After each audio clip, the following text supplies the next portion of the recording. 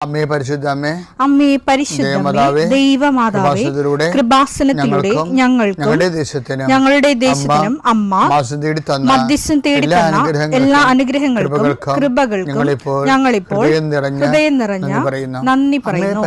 അമ്മേ പരിശുദ്ധമ്മേ, ദൈവമാതാവേ, 2004 ഡിസംബർ 7 ഉച്ചകഴിഞ്ഞ് 2:30 കൃപാസനത്തിൽ സംഭവിച്ച അമ്മയുടെ പ്രത്യക്ഷപ്പെടലിനെ കുറിച്ച് തിരുസഭയ്ക്ക് സമർപ്പിച്ചിരിക്കുന്ന പഠനരേഖകളുടെ മേൽ സഭാത്മകമായ പഠനം ആരംഭിക്കുവാൻ ഞങ്ങൾ പ്രാർത്ഥിക്കുന്നു. അമ്മേ പരിശുദ്ധമേ, ഭൂസ്വർലോകങ്ങളുടെ രാജ്ഞിയായ അങ്ങേയ്ക്ക് ഭൗമസംരക്ഷണത്തിനായി പ്രപഞ്ചപ്രകൃതിയെ തന്നെ തിരുസഭ പ്രതിഷ്ഠിക്കുവാൻ ഈ പ്രത്യക്ഷീകരണം വഴി ഇടയാക്കണമേ. പരിശുദ്ധമേ, ജപമാല മാതാവേ, സകല കൃപാസനം പ്രാർത്ഥനയോടും ചേർത്ത് ഞങ്ങളിപ്പോൾ പ്രാർത്ഥിക്കുന്ന ഈ കുടുംബത്തിന്റെ പ്രത്യേക നിയോഗം പറ മക്കളെ.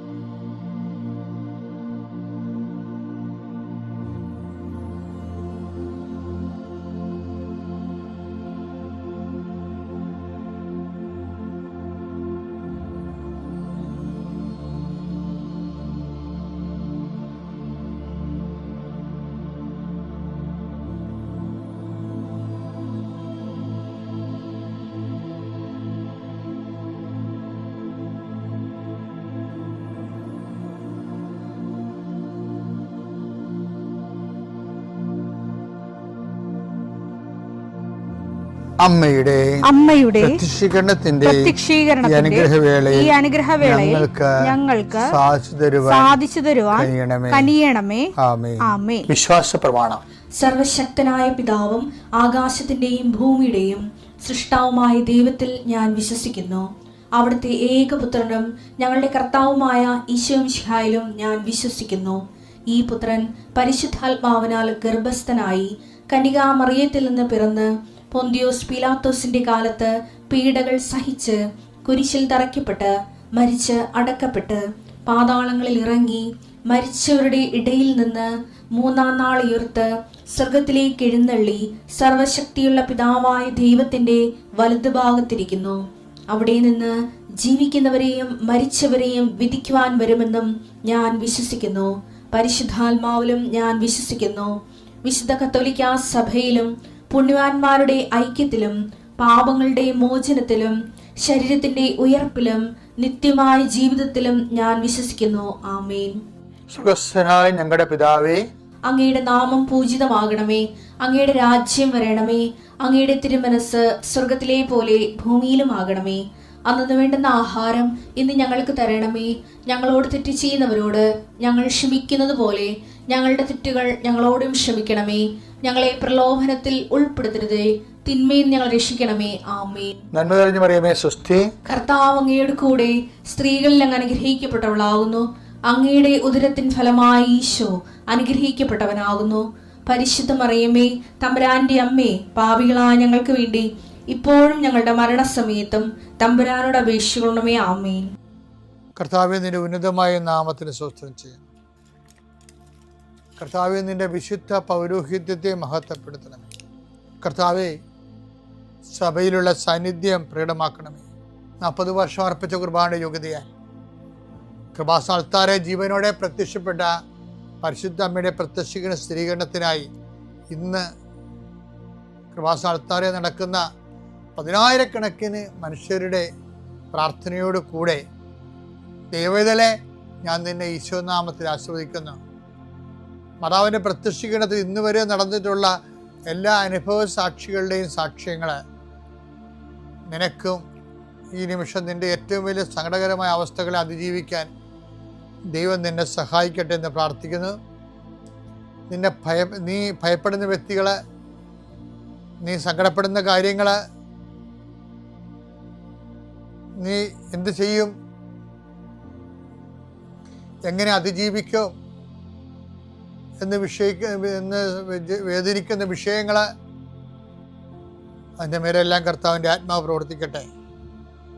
കർത്താവേ, ആശുപത്രി കഴിയുന്നവരെ, കർത്താവേ, ഓരോരോ ജീവിക്കാൻ വേണ്ടി ഓരോരോ ജോലിക്ക് പോകുന്നവരെ, ജോലി അന്വേഷിച്ച് പോകുന്നവരെ, ജോലി നഷ്ടപ്പെട്ടവരെ, വിസ പ്രോസസ്സിംഗ് ഇരിക്കുന്നവരെ, വിസ നഷ്ടപ്പെട്ടു പോയവരെ, പുതുക്കാൻ വേണ്ടി പരിശ്രമിക്കുന്നവരെ, നാട്ടിലെ ജോലിക്ക് ശ്രമിക്കുന്നവരെ, അതിൻ്റെ പരീക്ഷ എഴുതുന്നവരെ, അതിൻ്റെ പരീക്ഷ റിസൾട്ട് കാത്തിരിക്കുന്നവരെ, കർത്താവേ, പലതരത്തിലുള്ള ജപ്തി നടപടികൾ, പലതരത്തിലുള്ള കോടതി കേസുകൾ, പലതരത്തിലുള്ള ഒത്തുതീർപ്പ് ചർച്ചകൾ, എൻ്റെ കർത്താവിൻ്റെ ഉന്നതമായ നാമത്തിൽ ഈ പ്രാർത്ഥന കൂടുന്ന നിനക്ക് മാതാവിൻ്റെ പ്രത്യേക സാന്നിധ്യം ഞാൻ ഉറപ്പു തരികയും അമ്മ നിന്നെ സഹായിക്കുകയും ഈശോ നിന്നെ അനുഗ്രഹിക്കുകയും ചെയ്യട്ടെ.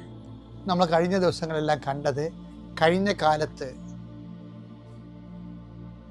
നമ്മുടെ കയ്യിൽ നിന്ന് വന്ന കയ്യബദ്ധങ്ങളെ, ദൈവത്തിൻ്റെ സ്നേഹത്തിന് നിരക്കാത്ത നടപടിക്രമങ്ങളെ ദൈവം ചോദ്യം ചെയ്യുമ്പോൾ, മനസാക്ഷി നമ്മളെ കുറ്റപ്പെടുത്തുമ്പോൾ നമ്മൾ സ്വയം നീതീകരിക്കുകയും ആ നീതി മറ്റുള്ളവരുടെ മേൽ അത് കെട്ടിവെക്കുകയോ ചെയ്യാതെ അത് ഏറ്റെടുത്ത് ദൈവത്തിൻ്റെ മാപ്പ് ചോദിക്കുന്നതിനെക്കുറിച്ചാണ് ഭൂതകാലത്തിൻ്റെ വിശുദ്ധീകരണം. അങ്ങനെയാണ് സംഭവിക്കുന്നത്. ഇനി വർത്തമാനകാലവും അതുപോലെ ഒരു വിഷയമാണ്. ദൈവം നിരീക്ഷിക്കുന്ന ഒരു സബ്ജക്റ്റാണ്. ഭൂതകാലം മാത്രമല്ല, വർത്തമാനകാലവും ദൈവം നിരീക്ഷിക്കുന്നു. What you are doing now, നീ ഇപ്പം എന്ത് ചെയ്യുന്നു, അത് ദൈവത്തിന് പ്രധാനപ്പെട്ടതാണ്. നിന്റെ വർത്തമാനകാലത്തിൻ്റെ വിശുദ്ധീകരണത്തിന് ഉതകുന്നതാണ്. ഇപ്പം എങ്ങനെയാണ് കാലങ്ങളെ വിശുദ്ധീകരിക്കണം എന്നാണ് അച്ഛൻ പറഞ്ഞുകൊണ്ടിരിക്കുന്നത്. 1 രാജാക്കന്മാർ 19:13 എടുത്തേ. അപ്പോൾ ഏലിയ മേലങ്കി കൊണ്ട് മുഖം മറച്ചു, പുറത്തേക്ക് വന്ന് ഗുഹാമുഖത്ത് നിന്നു. അപ്പോൾ അവൻ ഒരു സ്വരം കേട്ടു, ഏലിയ, നീ ഇവിടെ എന്ത് ചെയ്യുന്നു? What you are doing now. ഇത് എപ്പോഴും പ്രധാനപ്പെട്ടൊരു ചോദ്യമാണ്. ഓരോ ദിവസവും നമ്മൾ നമ്മോട് ചോദിക്കേണ്ട കാര്യമാണ്. നീ ഇവിടെ എന്ത് ചെയ്യുന്നു? അത് നമുക്ക് ഞങ്ങളുടെ സെമിനാറിലൊക്കെ ഉണ്ടല്ലോ, ഈ പഠിക്കുന്ന കാലത്ത് എല്ലാ സ്റ്റഡി ഹാളിൽ ഓരോ മണിക്കൂർ കഴിയുമ്പോൾ ഒരു ചെറിയ കുഞ്ഞു മണി കിളിക്കും. ഡീഡലെന്ന് പറയും. ഡീഡർ എന്ന് അതിൻ്റെ അർത്ഥമാണ്. അപ്പോൾ നമ്മൾ അത് എന്തിനുള്ള എക്സാമിനേഷൻ കോൺഷ്യസിന് വേണ്ടിയുള്ളതാണ്. ഇപ്പോൾ നമ്മൾ എന്ത് ചെയ്യുന്നു? ചില ആൾക്കാർ പടം വരച്ചുകൊണ്ടിരിക്കുകയായിരിക്കും പഠിക്കണ സമയത്ത്. അപ്പോൾ നമ്മൾ അത് ആ പടമൊക്കെ മാറ്റി വെച്ചിട്ട് സോറി പറഞ്ഞിട്ട് നമ്മൾ പഠിക്കാൻ തുടങ്ങുന്ന ഉത്തരവാദിത്തം. അതാണ് വിഷയം. നീ ഇപ്പോൾ എന്ത് ചെയ്യുന്നു? ആൾക്കാർക്ക് റീൽസ് നോക്കി ജീവിതം പോകണമാണ് ഈ കാലഘട്ടത്തിലുള്ള ഏറ്റവും വലിയ ഗതികേടെന്ന് പറയുന്നത്. കഴുത്തിങ്ങനെ ചോദ്യചിഹ്നം പോലെ ഇങ്ങനെ ഒടുങ്ങിയിരിക്കണ മനുഷ്യരെ അടുത്ത ജന്മത്തിൽ. ഈ പരിണാമമൊക്കെ സത്യമാണെങ്കിൽ അടുത്ത ജന്മത്തിൽ മിക്കവാറും പിള്ളേരൊക്കെ ഇങ്ങനെ ചോദ്യചിഹ്നം പോലെ ഇരിക്കണം. പ്രസവിക്കണം ഇങ്ങനെ ഇരിക്കും. പ്രസവിക്കാൻ സാധ്യതയില്ല, വയറ് വളർന്ന് നടക്കേണ്ടി വരും. കാര്യം ഈ ചോദ്യചിഹ്നം പോലെ. കാര്യം ഈ തലമുറകൾ തന്നെ ഇങ്ങനെ ഈ മൊബൈൽ നോക്കി റീൽസും കണ്ട് കുനിഞ്ഞിരിക്കുകയല്ലേ. ചുമ്മാ തമാശ പറഞ്ഞ. പക്ഷെ അതുപോലെ തന്നെയാണ് നീ ഇവിടെ എന്ത് ചെയ്യുന്നു. ആ ചോദ്യം ഇടയ്ക്ക് ചോദിച്ചാൽ, അപ്പോൾ നമ്മളിങ്ങനെ വേണ്ടാത്ത കാഴ്ചയും കണ്ടുകൊണ്ടിരിക്കുകയാണെങ്കിൽ അപ്പം തന്നെ സ്റ്റോപ്പ് ചെയ്തിട്ട് നമ്മുടെ ഉത്തരവാദിത്തങ്ങളിലേക്ക് നമുക്ക് പോകാം. കാര്യം ഓരോ സമയവും ദൈവത്തോട് ഉത്തരവാദിത്തമുള്ളതാണ്. സമയത്തിൻ്റെ കുഴപ്പമെന്ന് പറയുന്നത് ഇത് ബ്രെയിൻ പോലെയാണ്. നമ്മുടെ ബോഡിയൊക്കെ അസ്ഥിക്കൊടിയണമെങ്കിൽ അതൊക്കെ കൂടും. കോശങ്ങളൊക്കെ പഴുത്തൊക്കെ പോയി കഴിഞ്ഞാലും പിന്നെയും അതൊക്കെ മാംസം വെച്ച് കൂടും. ഞാൻ വണ്ടി ഇടിച്ച് ഞാൻ വണ്ടിയിൽ നിന്ന് വീണിട്ട് പെറ്റിൽ ബൈക്കിൻ്റെ അടിയിൽ പോയിട്ട് എൻ്റെ കാലിൽ കൂടി അതിൻ്റെ ഫുട് റെസ്റ്റ് വരഞ്ഞു പോയപ്പോൾ കുറേ മാംസം പോയായിരുന്നു. അപ്പോൾ 41 ദിവസം പെങ്ങളുടെ വീട്ടിൽ പോയി ചികിത്സയിലായിരുന്നു. അപ്പം അവിടെ അവർ ബ്രാല് കൊണ്ടുവന്നു തരും. എന്താ വെച്ചാൽ ബ്രാല് കഴിച്ചാൽ ശരീരം പെട്ടെന്ന് മുറിവുകൾ പെട്ടെന്ന് മാംസം വെച്ച് അടയുമെന്നാണ് പറയണത്. അപ്പം പക്ഷെ അത് ശരീരത്തിൽ അങ്ങനെയൊക്കെ സംഭവിക്കും. പക്ഷെ ബ്രെയിനിൻ്റെ ഒരു ഭാഗം ഒരു അംശം പോയാൽ നമുക്ക് ഏതെങ്കിലും ഒരു കേടുണ്ടാവും. അതുകൊണ്ടാണ് ദൈവം ഈ തലയോട്ടി കൊണ്ട് ഈ സാധനത്തിനെ പൊതിഞ്ഞ് സൂക്ഷിക്കണത്. അപ്പോൾ ആ പൊളിച്ചു കഴിഞ്ഞാൽ താഴത്തെ താടി മാത്രമല്ലേ, മുകളത്തെ തടി അങ്ങനെ തന്നെ ഇരിക്കണേ.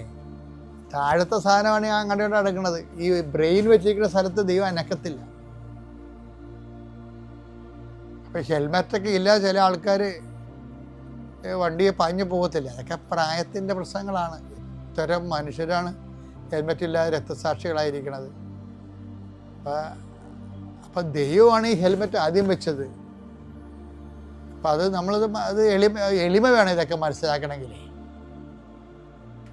അല്ലെങ്കിൽ ഞാൻ ഓടിക്കുമ്പോൾ ഞാൻ എൻ്റെ ഉസ്താദാണെന്നൊക്കെ പറഞ്ഞ് നമുക്ക് സ്വയം പറയാമെങ്കിലും ഒരു സെക്കൻഡ് കൊണ്ട്. പക്ഷെ എന്നാലും ഞാൻ പലപ്പോഴും, എനിക്കും ഡ്രൈവർമാരൊക്കെ ഉണ്ട്, വർഷങ്ങളായിട്ടുമുണ്ട്. പക്ഷെ എന്നാലും ഈ എപ്പോഴും എന്തെങ്കിലും മുട്ടുക തട്ടുക ചെയ്താൽ ഉടനെ ഡ്രൈവർ പറയണത് അവൻ്റെ കുഴപ്പമാണെന്ന് പറയത്തുള്ളൂ. അതാണ്. പിന്നെ ഓവർടേക്ക് ചെയ്യാനുള്ള ഒരു ത്വര, ഒരു കാര്യം വേണ്ട. വെറുതെ പോയാലും മുമ്പിൽ ഒരുത്തനെ കണ്ട അപ്പോൾ ഓവർടേക്ക് ചെയ്യണം. അതൊക്കെ ബ്ലഡിലുള്ള അഹങ്കാരങ്ങളാണ് ഇതൊക്കെ. അവരൊക്കെയാണ് ഈ ഇടയ്ക്കൊക്കെ പണി മേടിക്കണത്. ശരിക്കും നമുക്ക് അങ്ങനെയൊക്കെ വരുമ്പോഴേ ഉള്ള പ്രശ്നം വെച്ച് കഴിഞ്ഞാൽ നമ്മളുടെ പ്രൊട്ടക്ഷൻ പോകും. അഹങ്കാരം വന്നാൽ ദൈവം അപ്പം തന്നെ അവിടുന്ന് മാറും, പ്രൊട്ടക്ഷൻ പോകും. അത് വളരെ ശ്രദ്ധിച്ച്. ഞാനിപ്പോൾ പറഞ്ഞതിൻ്റെ കാര്യം അതൊന്നുമല്ല. നീ ഈ പറഞ്ഞ നീ എന്ത് ചെയ്യുന്നു എന്നുള്ളത് ഭയങ്കര പ്രധാനപ്പെട്ടാണ്. ഏലിയ, നീ ഇവിടെ എന്ത് ചെയ്യുന്നു? അപ്പം ന്യായമായ ഉത്തരം കൊടുക്കാൻ നമ്മുടെ ഉണ്ടാകണം.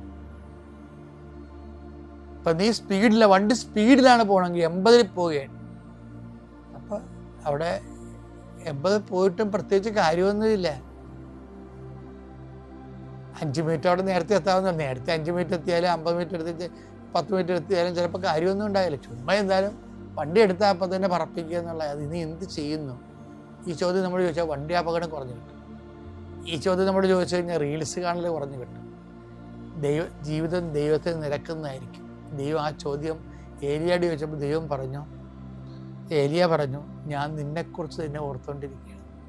അതിനേക്കാൾ നല്ല ഉത്തരം വരെ കിട്ടാനുണ്ടോ? ഞാൻ നിന്നെക്കുറിച്ചുള്ള തീഷ്ണത ഞാൻ ജ്വലിക്കുകയാണ്. ഞാൻ ഇടയ്ക്കൊക്കെ ഓർക്കും ഏലിയയെ പോയി പറയാൻ പറ്റിയിരുന്നെങ്കിൽ.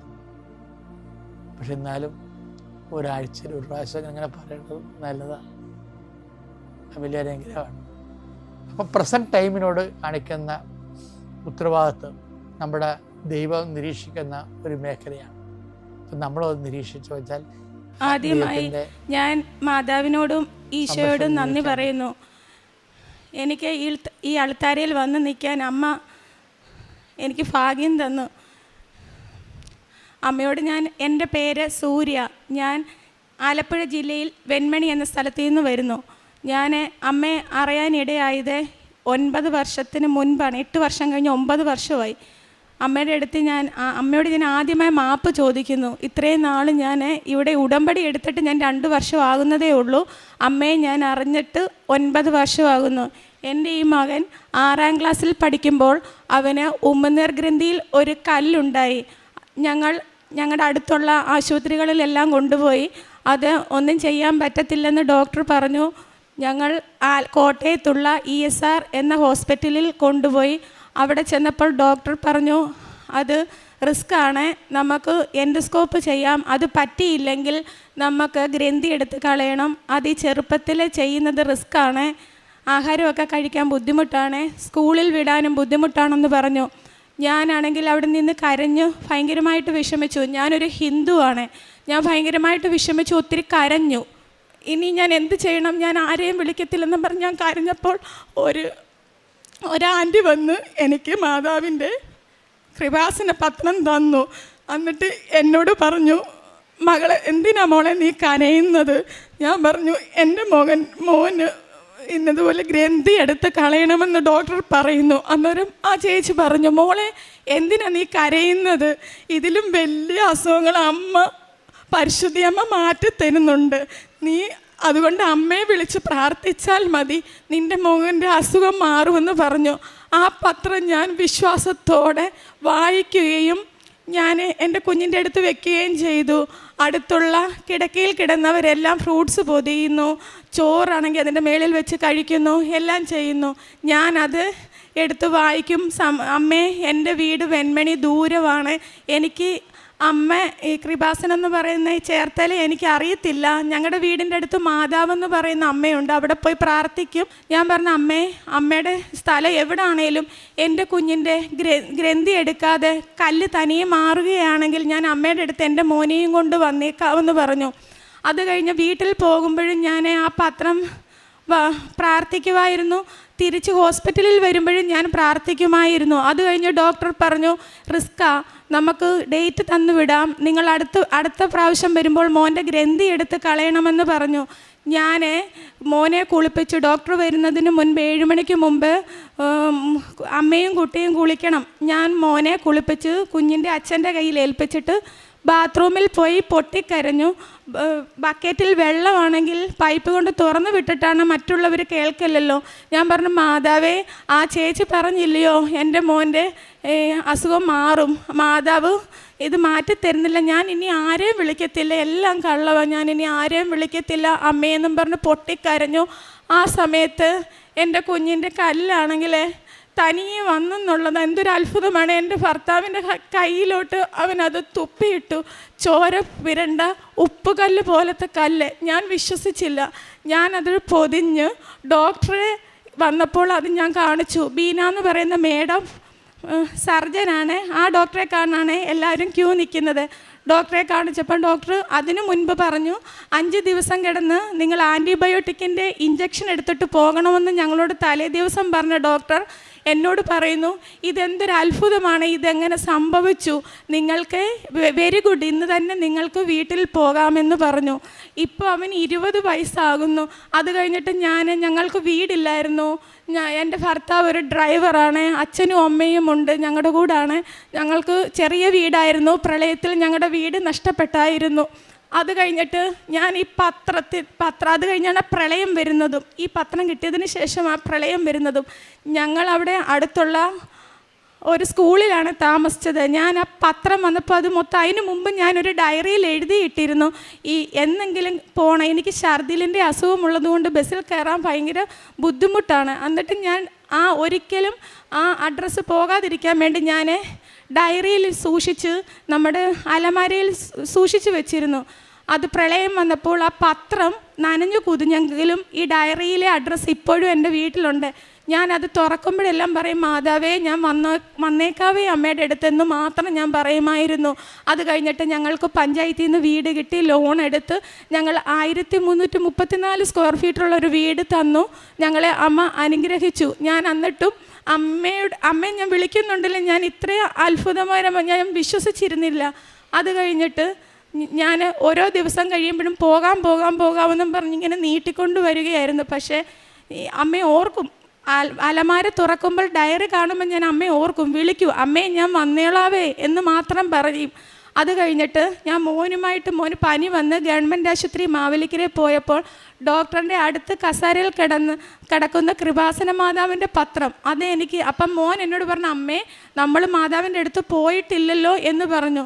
ഞാൻ ആ പത്രം എടുക്കണമെന്ന് എനിക്കുണ്ടായിരുന്നു. പക്ഷേ പേടി കൊണ്ട് ഞാൻ എടുത്തില്ല. എന്ത് വിചാരിക്കും ഡോക്ടർ, അതെങ്ങനെ എടുക്കൂ? അപ്പോൾ എനിക്ക് മറ്റേ പത്രം നനഞ്ഞു കുതിർന്നത് കൊണ്ട് അത് എടുക്കണമെന്ന് ഭയങ്കര ആഗ്രഹമായിരുന്നു. പക്ഷെ ഞാൻ എടുത്തില്ല.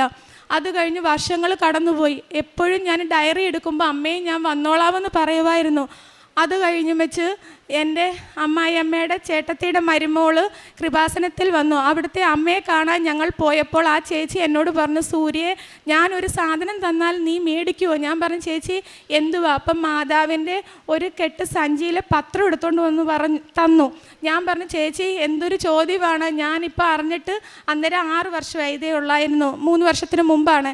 ഞാൻ പറഞ്ഞു, ചേച്ചി ഞാൻ അമ്മയെ അറിഞ്ഞിട്ട് ഇപ്പോൾ 6 വർഷമായി, ഞാൻ എൻ്റെ കാര്യങ്ങൾ പറഞ്ഞു. എന്നെ ചേച്ചി വഴക്കു പറഞ്ഞു, എന്തുകൊണ്ട് സൂര്യ ഇത്രയും ഒരു അനുഭവം ഉണ്ടായിട്ട് പോയില്ല എന്ന് ചോദിച്ചു. അത് കഴിഞ്ഞിട്ട് ഞാൻ ആ ചേച്ചിയുടെ നിന്ന് പത്രം മേടിച്ചു, 2-3-4 എണ്ണം മേടിച്ചു. ചേച്ചി എന്നെ കൊണ്ടുവന്ന് മാതാവിൻ്റെ കാശുരൂപം, പിന്നെ തൈലം, ഉടമ്പടി, ഉപ്പ എല്ലാം എന്നെ കാണിച്ചിട്ട് എന്നോട് കാര്യങ്ങൾ പറഞ്ഞു. അപ്പോൾ എനിക്ക് മാതാവിനെ അറിയാമെങ്കിലും ഉടമ്പടിയുടെ കാര്യങ്ങളൊന്നും എനിക്ക് അറിയത്തില്ലായിരുന്നു. അത് കഴിഞ്ഞിട്ട് ഞാൻ വീട്ടിൽ വന്നിട്ട് എൻ്റെ ഭർത്താവിനോട് പറഞ്ഞു, നമുക്ക് മാതാവിൻ്റെ അടുത്ത് പോകണം. അപ്പോൾ ഭർത്താവ് പറഞ്ഞു, നമുക്ക് പോകാം, നിൻ്റെ ഛർദിൽ കാരണമല്ലേ എന്ന് പറഞ്ഞു. അപ്പം ഞാനാണെങ്കിൽ ഡ്രൈവിങ് പഠിക്കാൻ പോയി. അപ്പോൾ എൻ്റെ ഭർത്താവിന് കാറിൻ്റെ ലൈസൻസ് ഇല്ലായിരുന്നു. എൻ്റെ കൂടെ വന്നു മാതാവിൻ്റെ അടുത്ത് പോകാൻ വേണ്ടി ഞാൻ ഡ്രൈവിങ് ഞങ്ങൾ രണ്ടുപേരും കൂടെ പഠിച്ച്, ഞാൻ 2 വീലറിൻ്റെയാണ്, അണ്ണൻ 4 വീലറിൻ്റെയും പഠിച്ച് ആങ്ങളുടെ വണ്ടിയിലാണ് ഞങ്ങൾ ഇവിടെ ആദ്യമായിട്ട് വരുന്നത്. അത് വരാൻ കാരണവും ഞാൻ എന്നും മാതാവിനോട് വരാമെന്ന് പറയുന്നതല്ലാതെ വരുന്നില്ല. പിന്നെ എൻ്റെ ഭർത്താവിന് 2024 ഡെങ്കിപ്പനി വന്നു കഴിഞ്ഞപ്പോൾ മാവേലിക്കര ആശുപത്രിയിൽ പോയപ്പോൾ ഇവൻ പ്ലസ് ടുവിൻ്റെ പരീക്ഷ ആകാറായിരുന്നു. അന്നേരം ഞാൻ അവിടെ ഇരുന്ന് കരയുക. ഡോക്ടർ പറഞ്ഞു ഡെങ്കിപ്പനിയാണ്, ഇത് കൂടുതലാണെന്ന് പറഞ്ഞ് ഞാൻ അവിടെ വെല്ലുവായിൽ എനിക്ക് എന്തെങ്കിലും ഒരു കാര്യം പറഞ്ഞാൽ എനിക്കത് ഭയങ്കര സങ്കടമാണ്. എനിക്ക് അത് പിടിച്ച് നിൽക്കാനുള്ള ഇതില്ല, ഞാൻ കരയും. അന്നേരം ഞാൻ കരഞ്ഞുകൊണ്ടിരുന്നപ്പോൾ മോൻ അന്ന് ലൈസൻസ് പോലും ആയിട്ടില്ലായിരുന്നു. ആങ്ങളുടെ കാറും എടുത്തുകൊണ്ടാണ് മോനെ അവൻ്റെ അച്ഛനെയും കൊണ്ട് വന്നത്. പുള്ളിക്ക് വണ്ടി ഓടിക്കാനൊന്നും വയ്യായിരുന്നു. അന്നേരം ഞാൻ കരഞ്ഞുകൊണ്ടിരുന്നപ്പോൾ മോൻ്റെ കയ്യിൽ ഒരു അച്ഛൻ വന്ന് 2 പത്രം കൊടുത്ത്. എന്നിട്ട് എൻ്റെ അടുത്ത് അവൻ വന്നിട്ട് പറഞ്ഞു, അമ്മേ മാതാവിൻ്റെ പത്രം. അത് വെച്ചിട്ട് ഞാൻ പറഞ്ഞു, മാതാവേ എൻ്റെ ഭർത്താവിനെ ഇവിടെ അഡ്മിറ്റ് ആക്കല്, ദൂരെ എങ്ങും വിടുകയും ചെയ്യല്, കാരണം എനിക്ക് യാത്ര ചെയ്യാൻ ബുദ്ധിമുട്ടാണ്, എൻ്റെ കുഞ്ഞുങ്ങളെയും അവിടെ അച്ഛനും അമ്മയും വയ്യാത്തതാണ്, ഞാൻ എന്ത് ചെയ്യും എന്ന് പറഞ്ഞപ്പോൾ ഡോക്ടർ പിന്നീട് പറഞ്ഞു നിങ്ങൾക്ക് വീട്ടിൽ പോകാമെന്ന് പറഞ്ഞു. അത് കഴിഞ്ഞിട്ട് അഡ്മിറ്റ് ആക്കിയില്ല, ഞങ്ങൾ വീട്ടിൽ വന്നു. അന്നേരം ഞാൻ പറഞ്ഞു, മാതാവേ ഇത് കഴിയുമ്പോൾ അമ്മയുടെ അടുത്ത് ഞങ്ങൾ വന്നേക്കാമെന്ന് പറഞ്ഞു. അത് കഴിഞ്ഞ് ഡെങ്കിപ്പനി കഴിഞ്ഞ് വീട്ടിൽ തന്നെ റെസ്റ്റ് എടുത്തു. അത് കഴിഞ്ഞപ്പോൾ ശിവന് പരീക്ഷയായിരുന്നു. അത് കഴിഞ്ഞ് ഞങ്ങളുടെ അമ്പലത്തിലെ ഉത്സവം, അതും കഴിഞ്ഞിട്ട് ഈ അടുത്ത ഞായറാഴ്ച എന്തുമായാലും അമ്മയുടെ അടുത്ത് വരുമെന്നും പറഞ്ഞിരുന്നപ്പോഴാണ് ഉത്സവം വന്നത്. അത് കഴിഞ്ഞപ്പോൾ ഞാൻ പറഞ്ഞു എന്തുവാകട്ടെ അടുത്ത ആഴ്ച മാതാവിൻ്റെ അടുത്ത് പോകുമെന്ന്. ഇവിടെ വന്നു. ആ ഡേറ്റ് ഓർത്തിരിക്കാൻ വേണ്ടിയായിരിക്കും പരിശുദ്ധി അമ്മ ഞങ്ങളുടെ വിവാഹ വാർഷിക വരുന്നത് 21/4. ആ 21/4/2024 ഞാൻ എൻ്റെ അമ്മയുടെ ഈ മണ്ണിൽ ഞാൻ കാല് കുത്തുന്നത്. അതെനിക്കൊരു വലിയ അനുഗ്രഹമാണ്. ഞാൻ ഉടമ്പടി എടുത്ത ദിവസവും 21/4/2024. അതിനാണെങ്കിൽ അമ്മ എനിക്ക് ഒത്തിരി അനുഗ്രഹം തന്നതിന് ഒത്തിരി നന്ദിയുണ്ട്. എനിക്ക് എളുപ്പം പറയാൻ പറ്റും ആ ഡേറ്റ്. അത് കഴിഞ്ഞിട്ട് 3 മാസം കൂടി ഇരിക്കുമ്പം പുതുക്കാൻ വരുമായിരുന്നു. അതിനു മുമ്പ് ഒരത്ഭുതം. ഞാനാണെങ്കിൽ ഇവിടെ അന്ന് 21/4/2024 ഇവിടെ വന്നു. ഉടമ്പടി എടുക്കാൻ വന്നതിൽ എൻ്റെ മോനെയും കൊണ്ട് വരാനെ കൊണ്ടാണ് ഞാനിവിടെ വന്നത്. ഞങ്ങളിവിടെ വന്നു കഴിഞ്ഞപ്പോൾ ഞാൻ ക്യൂവിൽ കയറി നിൽക്കുമായിരുന്നു. എന്തുവാ ചെയ്യേണ്ടതെന്ന് അറിയത്തില്ല. ക്യൂവിൽ കയറി നിന്നു. ഞാൻ ഉടമ്പടി എടുത്തു. മേളിൽ ചെന്ന് ക്ലാസ് എല്ലാം കണ്ടു. അപ്പം മോൻ എന്നോട് പറഞ്ഞു, അമ്മേ ഇവൻ പഠിക്കും, 10ൽ ഫുൾ A+ ആയിരുന്നു. +2 ഇവന് ട്യൂഷൻ ഇല്ലായിരുന്നു. അപ്പോൾ ഇവൻ എന്നോട് പറഞ്ഞു, അമ്മേ എനിക്ക് കെമിസ്ട്രിക്ക് ഭയങ്കര പാടാണ്, എന്നെ അമ്മ ഒന്നും പറയരുത്. അമ്മയാണെങ്കിൽ എനിക്ക് A B+ കിട്ടത്തുള്ളൂ കെമിസ്ട്രിക്കെന്ന് പറഞ്ഞു. ഞാനിവിടെ നിയോഗം വെച്ചിരുന്നു എൻ്റെ മോന് ഫുൾ A+ കിട്ടണേ. അവൻ ട്യൂഷൻ പോലും ഇല്ലാതെ സയൻസ് എടുത്തേക്കുന്നത്, ട്യൂഷൻ പോലും ഇല്ലാതെ അമ്മ എൻ്റെ ആഗ്രഹമാണെന്ന് പറഞ്ഞു. ഇവിടെ വന്നിട്ട് ഞാൻ ഉടമ്പടി എടുത്തു. വീട്ടിൽ ചെന്നു. ഇവൻ്റെ റിസൾട്ട് അറിഞ്ഞു. ഇവനാണെങ്കിൽ ഞാൻ തൊഴിലുറപ്പിന് പോകുന്ന ഒരു വ്യക്തിയാണ്. ഞാൻ തൊഴിലുറപ്പിന് പോകാൻ നേരത്ത് എന്നോട് പറഞ്ഞു, അമ്മ പോവണ്ട, ഇന്ന് റിസൾട്ട് അറിയുന്ന ദിവസമല്ലേ. ഞാൻ പറഞ്ഞു, ഇല്ല, അമ്മയുണ്ടല്ലോ, പരിശുദ്ധ അമ്മയുണ്ട്, മാതാവുണ്ട്, പിന്നെ എന്തിനാ നീ പേടിക്കുന്നത്? അമ്മേ ഉച്ചയ്ക്ക് വന്ന് കഴിക്കാൻ വന്നപ്പോഴും പറഞ്ഞു, അമ്മേ ഇന്ന് 2 മണിക്ക് റിസൾട്ട് അറിയുമോ, അമ്മ പോകണ്ടെന്ന് പറഞ്ഞു. ഞാൻ പറഞ്ഞു, ഇല്ല മോനെ, അമ്മയുണ്ടല്ലോ കൂടെ എന്ന് പറഞ്ഞു. അങ്ങനെ ഞാൻ പണിക്ക് പോയി. അപ്പോൾ 2:30 ആയപ്പോൾ റിസൾട്ട് വന്നു. അവൻ്റെ അച്ഛൻ പറഞ്ഞു, നമ്മൾ പ്രാർത്ഥിക്കുന്നിടത്തിരുന്ന് മൊബൈലിൽ മോൻ ഫോണ് നോക്കാൻ പറഞ്ഞു. അവൻ അവിടെ മുട്ടുകുത്തി പ്രാർത്ഥിച്ചിട്ട് അവൻ്റെ റിസൾട്ട് നോക്കി. അവന് ഫുൾ A+ ആണ്. ഞാൻ പണി ചെയ്യുന്നിടത്തോട്ട് എന്നോട് വിളിച്ചു പറഞ്ഞു. എനിക്ക് ഒത്തിരി സന്തോഷമായി. പിന്നിൽ എന്നേക്കാളിലും വിശ്വാസം എൻ്റെ ഭർത്താവിനാണ്. അവിടെ ഇരിപ്പുണ്ട് എൻ്റെ ഭർത്താവും മോളും. ഭയങ്കര വിശ്വാസമാണ്. ആദ്യം ഞാനാണെങ്കിൽ ഉപവാസം എടുക്കുമായിരുന്നു, ഇപ്പോഴും എടുക്കുന്നുണ്ട്. അന്നേരം ആഴ്ചയിൽ എടുക്കുമ്പോൾ എന്നോട് ചോദിക്കും, എടി എല്ലാ ആഴ്ചയിലും എടുക്കണമെന്ന് ചോദിക്കും. ഞാൻ പറഞ്ഞു, അതെൻ്റെ ഒരു ആഗ്രഹം, ഒരു ദിവസം അമ്മയ്ക്കായിട്ട് ഞാൻ മാറ്റി വയ്ക്കുകയാണെന്ന് പറഞ്ഞു. അങ്ങനെ ഞാനാണെങ്കിൽ ഉപവാസം 1 വർഷം തെറ്റിക്കാതെ ഞാൻ എല്ലാ ആഴ്ചയിലും എടുക്കുമായിരുന്നു. BP ഉള്ള കൂട്ടത്തിലാണ്. ഞാനാണെങ്കിൽ അന്നത്തെ ദിവസം ഗുളിക കഴിക്കത്തില്ലായിരുന്നു. അതും ഒരു അത്ഭുതം. ഞാൻ ഗുളിക കഴിക്കാതെ എനിക്ക് ഹൈ ലെവൽ BP അടിയിലേതിലും ഡോക്ടർ പറഞ്ഞു ഈ പ്രായത്തിലെ കഴിക്കേണ്ടെന്ന് പറഞ്ഞ് 4 വർഷം കൊണ്ട് ഞാൻ ഗുളിക കഴിക്കുകയാണ്. ഇപ്പം എനിക്കാണെങ്കിൽ താഴത്തതിലും മേളത്തിലും BP കുറവാണ്. ഞാൻ ഗുളിക കഴിക്കാതെ ഡോക്ടറെ അടുത്ത് ചെല്ലുമ്പോഴും അത് ഭയങ്കര ഒരു അത്ഭുതം തന്നെയാണ്. അത് കഴിഞ്ഞിട്ട് എൻ്റെ ഭർത്താവ് എന്നിലും, ഞാൻ വെളുപ്പിനെ എഴുന്നേറ്റ് പ്രാർത്ഥിക്കും, വൈകുന്നേരവും പ്രാർത്ഥിക്കും. എൻ്റെ ഭർത്താവ് എനിക്ക് തോന്നുന്നൊരു 3-4 വട്ടം കുളിക്കുന്ന ഒരു വ്യക്തിയാണ്. വണ്ടിയിൽ പോയിട്ട് വരുന്നത് കൊണ്ടായിരിക്കാം കുളിക്കും. അപ്പോഴെല്ലാം അമ്മയുടെ അടുത്ത് നിന്ന് പ്രാർത്ഥിക്കും. ആ പ്രാർത്ഥന എന്നിലും വിശ്വാസമാണ്. എനിക്കതിൽ ഏറ്റവും കൂടുതൽ സപ്പോർട്ടും ചെയ്യുന്നുണ്ട്. ഒത്തിരി ഇതാണ്. വന്നിട്ട് പുള്ളിക്കാരനാണെങ്കിൽ മാതാവിൻ്റെ അടുത്ത് നിന്ന് എപ്പോഴും പ്രാർത്ഥിച്ചിട്ടേ ആഹാരം കഴിക്കത്തുള്ളൂ. എന്നിട്ട് ഞാൻ ഇച്ചിരി വൈകുന്നേരം താമസിക്കുവാണെങ്കിൽ ചോദിക്കും, നീ പ്രാർത്ഥിക്കുന്നില്ലയോ എന്ന് പറയും. അങ്ങനെ പുള്ളി ഭയങ്കര സപ്പോർട്ടാണ്. എന്നാൽ നിനക്ക് പള്ളിയിൽ പോകേണ്ടത് നേരത്തെ പറയണം എന്ന് പറഞ്ഞ് ഞങ്ങളൊരു ഡേറ്റ് എടുക്കും. കാരണം ഓട്ടം വിളിക്കുന്നവരോട് വരത്തില്ല എന്ന് പറയാനെ കൊണ്ട് ഞാനാണെങ്കിൽ പത്രങ്ങളാണെങ്കിൽ പ്രേക്ഷിത പ്രവർത്തനം ചെയ്യുന്ന പത്രം കിട്ടിക്കഴിഞ്ഞാൽ ഇന്ന് എനിക്ക് കിട്ടിയ ഞാൻ ഒരാൾക്കെങ്കിലും ഞാനത് കൊടുത്തിരിക്കുക. എൻ്റെ അനുഭവങ്ങൾ പറഞ്ഞാണ് ഞാൻ കൊടുക്കുന്നത്. പിന്നെ ഞങ്ങളുടെ അടുത്ത ഗവൺമെൻറ് ആശുപത്രിയിലുണ്ട്, അവിടെ കൊണ്ടുപോയി കൊടുക്കും. വീടുകളിലാണെങ്കിൽ കൊണ്ടുപോയി കൊടുക്കും. പിന്നെ ഞാനാണെങ്കിൽ കാരുണ്യപ്രവൃത്തി എന്ന് പറഞ്ഞാൽ നേരത്തെ തൊട്ടേ ഉള്ളൊരു സ്വഭാവമാണ്. ആരെങ്കിലും വന്നു കഴിഞ്ഞാൽ ഭക്ഷണം കൊടുക്കും. ഒരച്ഛൻ അവിടെ സൈക്കിളിൽ മീൻ കച്ചവടമായിട്ട് വരും. പണ്ട് മുതലേ ഉള്ളതാണ്. ഞാൻ വരുന്ന ഉടനെ വേണ്ടാന്ന് പറഞ്ഞാലും രാവിലത്തെ കഴിക്കാനുള്ളതായാലും വെള്ളയിലും എല്ലാം ഞാൻ അച്ഛന് കൊടുത്തിട്ട് അതുപോലെ തന്നെ ഇപ്പോഴും വീട്ടിൽ വരുന്ന ആര് വന്നാലും വിശന്ന് വന്നാലും അവർക്ക് കഴിക്കാൻ കൊടുക്കും. ഞാൻ വേണ്ടാന്ന് പറഞ്ഞാലും ഞാൻ കൊടുക്കും, വെള്ളവും കൊടുക്കും. നമ്മുടെ കയ്യിലുള്ളതുപോലുള്ള പൈസ ഇതിന് പിശയ്ക്ക് വന്നാലും കൊടുക്കും. പിന്നെ പൊതിച്ചോറുകളാണെങ്കിൽ നേരത്തെ 2 പൊതിച്ചോറ് കൊടുത്തിരുന്ന 10 പൊതിച്ചോറാക്കി എൻ്റെ കൈ കൊണ്ട് തന്നെയാണ് അത് തനിയെ വെളുപ്പിനെ എണ്ണീറ്റിട്ട് ഞാനത് ഉണ്ടാക്കി കൊടുക്കുന്നത്. അച്ഛൻ്റെ ധ്യാനം കൂടാറുണ്ട്. ഒരു ഫോണേ ഉള്ളൂ എങ്കിലും ഹസ്ബൻഡാണെങ്കിൽ ജോലി കഴിഞ്ഞ് വരുമ്പോൾ അച്ഛൻ്റെ ധ്യാനം ഞാൻ കാണാറുണ്ട്.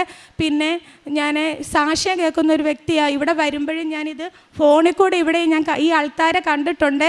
ഇവിടെ വന്നു കഴിഞ്ഞപ്പോൾ എനിക്ക് ഭയങ്കര അത്ഭുതം. ഞാൻ സാക്ഷ്യങ്ങൾ ഇവിടെ ഉടമ്പടി എടുക്കുന്നതിന് മുമ്പേ തൊട്ട് ഞാൻ ഈ സാക്ഷ്യങ്ങൾ കേൾക്കുന്നത് എനിക്ക് ഭയങ്കര ഇഷ്ടമുള്ളൊരു കാര്യമാണ്. എന്നിട്ട് തന്നെ കരയും. ഇവരെല്ലാം എന്നെ വഴക്കും പറയും. എനിക്ക് ചെറിയ കാര്യം കേൾക്കുമ്പം തന്നെ ഓരോരുത്തരുടെ ബുദ്ധിമുട്ടുകൾ കാണുമ്പം തന്നെ തന്നെത്താനെ കണ്ണ് നിറയും. അങ്ങനെയുള്ള സാക്ഷ്യം എനിക്ക് ഫോൺ കിട്ടുന്ന സമയങ്ങളെല്ലാം ഞാൻ സാക്ഷ്യം കേൾക്കും. അങ്ങനെ എൻ്റെ ഭർത്താവിൻ്റെ കാലിലാണെങ്കിൽ മസിൽ കയറി ജീവൻ പോകുന്ന പോലെ ഭയങ്കര വെപ്രാളമായിരുന്നു. ഞാനിവിടെ നിന്ന് ഉടമ്പടി എടുത്തു പോയി 2 മാസം കഴിഞ്ഞപ്പോൾ പണ്ടൊരു ആക്സിഡൻറ്റ് ഉണ്ടായതാണ്. കാലിൻ്റെ ചിരട്ട അവിടെ അത് മാറ്റി വെച്ചതാണ് കുഞ്ഞിൽ. അപ്പോൾ അവിടെ ഭയങ്കര നീര് കയറി കൊള്ളുന്നുണ്ട് ഒത്തിരി നേരം നിന്ന് കഴിഞ്ഞാൽ. അപ്പോൾ ഡെക്കറേഷൻ പരിപാടിക്ക് പോയിട്ട് വരുമ്പോൾ ഭയങ്കര നീരും വേദനയാണ്. ഒരു ദിവസം രാത്രിയിൽ കിടന്ന് ഉറങ്ങിയിട്ട് പറ്റുന്നില്ല. എന്നോട് പറഞ്ഞടി, നീ മാതാവിനെ പ്രാർത്ഥിച്ചിട്ട് അമ്മയുടെ തൈലം എനിക്ക് എടുത്ത് തരാൻ പറഞ്ഞു. ഞാൻ വിശ്വാസപ്രമാണം 9 വട്ടം ഞാൻ ചൊല്ലി എൻ്റെ ഭർത്താവിൻ്റെ കാലിൽ പിരട്ടി. ഇപ്പോൾ 1.5 വർഷമായി. പിന്നീട് ഇന്ന് വരെ ആ മസിൽ പിടുത്തോ വേദനയോ ഉണ്ടായിട്ടില്ല. അത് ഭയങ്കര ഒരു അത്ഭുതമാണ് എൻ്റെ ഭർത്താവിന്. അതുകൊണ്ട് മാതാവിനെ ഈശോപ്പച്ചനെ വിളിക്കുന്നുണ്ട്, 2 പേരെയും വിളിക്കുന്നുണ്ട്. ഭയങ്കര ഒരു വിശ്വാസം, എന്നിലും വിശ്വാസമാണ് എൻ്റെ ഭർത്താവിന്. അതുപോലെ തന്നെ എൻ്റെ മോൾക്ക് ഇപ്പം 7ലാണ് ഇവൾ പഠിക്കുന്നത്. അവൾക്കാണെങ്കിൽ വൈകുന്നേരം ആകുമ്പോൾ അമ്മയെ പ്രാർത്ഥിക്കണ്ടായോ, അതുപോലെ ഒരു പനിയോ എന്തൊരു കാര്യം വന്നാലും ഞങ്ങൾ ആശുപത്രി പോകാറില്ല. അമ്മയുടെ ഉപ്പെടുത്തിട്ട് കഞ്ഞിക്കത്തും കഞ്ഞിവെള്ളത്തിലും കലക്കിയാണ് അവൾ എന്നോട് പറയും, അമ്മ ഛർദ്ദിക്കുകയൊക്കെ ചെയ്യുമ്പോൾ പറയും, അമ്മേ മാതാവിൻ്റെ തേനും ഉപ്പും ഒക്കെ തന്നാൽ മതി എന്ന്. അങ്ങനെയാണ് കൊടുക്കുന്നത്. ഒത്തിരി നന്ദിയുണ്ട് എല്ലാത്തിനും. ഈശോയ്ക്കും മാതാവിനും കോടാനുകോടി നന്ദി. റൂത്ത് 2:12 നിന്റെ പ്രവൃത്തികൾക്ക് കർത്താവ് പ്രതിഫലം നൽകും. നീ അഭയം പ്രാപിച്ചിരിക്കുന്ന ഇസ്രായേലിൻ്റെ ദൈവമായ കർത്താവ് നിന്നെ സമൃദ്ധമായി അനുഗ്രഹിക്കും. സൂര്യ എന്ന ഈ സഹോദരിയുടെ ഉജ്ജ്വലമായ മരിയൻ ഉടമ്പടി സാക്ഷ്യമാണ് നാം കേട്ടത്. വളരെ സാധാരണ ഒരു കുടുംബജീവിതം നയിക്കുന്ന സഹോദരിയാണെങ്കിലും എത്ര കണ്ട് പരിശുദ്ധമ്മയിലും ഈശോയിലും ആഴപ്പെട്ട് സ്നേഹിച്ച് ജീവിതത്തിൻ്റെ ഓരോ അവസ്ഥയിലും കാലത്തിലും അമ്മയോട് ജീവിത വിഷയങ്ങൾ സമർപ്പിച്ച് അനുഗ്രഹങ്ങൾ പ്രാപിക്കുന്നതിൻ്റെ സാക്ഷ്യമാണ് ഈ അൾത്താരയിൽ പങ്കുവച്ചത്. ഉടമ്പടി എടുത്തിട്ട് 2 വർഷമേ ആയുള്ളൂവെങ്കിലും 9 വർഷമായി അമ്മ മാതാവിൻ്റെ തിരുനടയിൽ വന്ന് അമ്മയെ അറിഞ്ഞ് സ്നേഹിച്ച് അമ്മയുടെ കരങ്ങളിൽ നിരന്തരം ജീവിത വിഷയങ്ങളും സമർപ്പിച്ചുകൊണ്ട് മകൾ പോയ ജീവിതത്തെയാണ് നമ്മളെ ഓർമ്മിപ്പിച്ചത്. കൃപാസനം പത്രത്തിലൂടെയാണ് അമ്മയെ അറിയുന്നത്. ആ കൃപാസനം പത്രത്തിലൂടെ, അതും മകൻ ഏറെ ക്ലേശപൂർണമായി ആശുപത്രിയിൽ കിടക്കുന്ന സാഹചര്യത്തിലും ഇത്തിരി ഗുരുതരമായ അവസ്ഥകൾ മകൻ്റെ ഉമിനീർ ഗ്രന്ഥിയുമായി ബന്ധപ്പെട്ട ഡോക്ടർമാർ കുടുംബത്തോട് പറയുന്ന നാളുകളിലാണ് ഈ കൃപാസനം പത്രം കിട്ടുന്നതും ആ സഹോദരി പറഞ്ഞതിന് പ്രകാരം പത്രം വായിച്ച് മനസ്സിലാക്കി ശക്തിയുള്ള കൃപയുള്ള ഏത് വിഷയവും ഏറ്റെടുത്ത് ഈശോയ്ക്ക് കൊടുത്തുകൊണ്ട് അനുഗ്രഹിക്കുന്ന അമ്മയുടെ കരങ്ങളിലേക്ക് മകൻ്റെ ആ രോഗവിഷയങ്ങളെ സമർപ്പിക്കുന്നത്. ഉടനടി പരിഹാരത്തിൻ്റെ അമ്മ ആ ദിവസങ്ങളിൽ തന്നെ ആശുപത്രിയിൽ കഴിയുമ്പോൾ തന്നെ ആ മകന് സൗഖ്യത്തിൻ്റെ അനുഭവങ്ങൾ നൽകിയതിനെയാണ് സാക്ഷ്യപ്പെടുത്തിയത്. അത് ഉമിന്ദ്ര ഗ്രന്ഥിയിലുണ്ടായിരുന്ന കല്ല് അത് പുറത്തേക്ക് വരികയും മകനത് തുപ്പി അത് പുറത്തേക്ക് ഇട്ടുകൊണ്ട് അത് ഡോക്ടർ സർട്ടിഫൈ ചെയ്ത് കൺഫേം ചെയ്തുകൊണ്ട് ആ രോഗത്തിൽ നിന്ന് പൂർണ്ണമായ വിടുതൽ എല്ലാ കാലത്തേക്കുമായി മകന് നൽകിയതിനെയാണ് സാക്ഷ്യപ്പെടുത്തുന്നത്. കൃപാസനം പത്രം അത് അമ്മ മാതാവിൻ്റെ സംരക്ഷണയിൽ യേശുവിൻ്റെ സന്ദേശങ്ങൾ ജോസഫ് അച്ഛന് ഓരോ സമയത്തും അമ്മ മാതാവും ഈശോയും നൽകുന്നത് കൈമാറുന്നതാണ്. അതിൽ ഓരോ സാക്ഷ്യങ്ങളും ദിവസങ്ങൾ, മാസങ്ങൾ, വർഷങ്ങൾ പ്രാർത്ഥിച്ചവരുടെ ഉടമ്പടി ജീവിതാനുഭവങ്ങളെ കോർത്തിണക്കിയതാണ്. അതുകൊണ്ട് തന്നെ നാം ആ പത്രത്തിലൂടെ പ്രാർത്ഥനയോടുകൂടിയാണ് അത് പാരായണം ചെയ്യുന്നതെങ്കിൽ, അതിൻ്റെ ജീവിത വിഷയങ്ങളെ ഏറ്റെടുത്തുകൊണ്ടാണ് വായിക്കുന്നതെങ്കിൽ നമ്മുടെ തന്നെ ജീവിതത്തിൻ്റെ ക്ലേശങ്ങൾക്കും ദുഃഖ ദുരിതങ്ങൾക്കും അത് സമാധാനം നൽകുന്ന ഒരു മീഡിയമായി മാറുന്നത് നമുക്ക് കാണാനാവും. അതിൻ്റെ സാക്ഷ്യമാണ് ഈ സഹോദരി ആവർത്തിച്ച് ഈ അൾത്താരയിൽ പറയുന്നത്. ജീവിതം മുന്നോട്ട് പോയ പല പ്രതിസന്ധിയുടെ അവസരങ്ങളിലും കൃപാസനം പത്രമാണ് സഹോദരിക്ക് ഓരോ തവണയും അടയാളമായി അമ്മ മാതാവ് നൽകിക്കൊണ്ടിരുന്നത്. അതിനെ ആദരവോടും സ്നേഹത്തോടും സ്വീകരിക്കുകയും അത് വായിക്കുകയും പ്രാർത്ഥിക്കുകയും മറ്റുള്ളവർക്ക് പങ്കുവയ്ക്കുകയും ചെയ്തതിലൂടെ ആ മകളുടെ ജീവിത വിഷയങ്ങൾ ഓരോന്നും ഓരോ കാലത്തും പരിഹരിക്കപ്പെടുന്നത് അൾത്താരയിൽ സാക്ഷ്യപ്പെടുത്തുന്നുണ്ട്.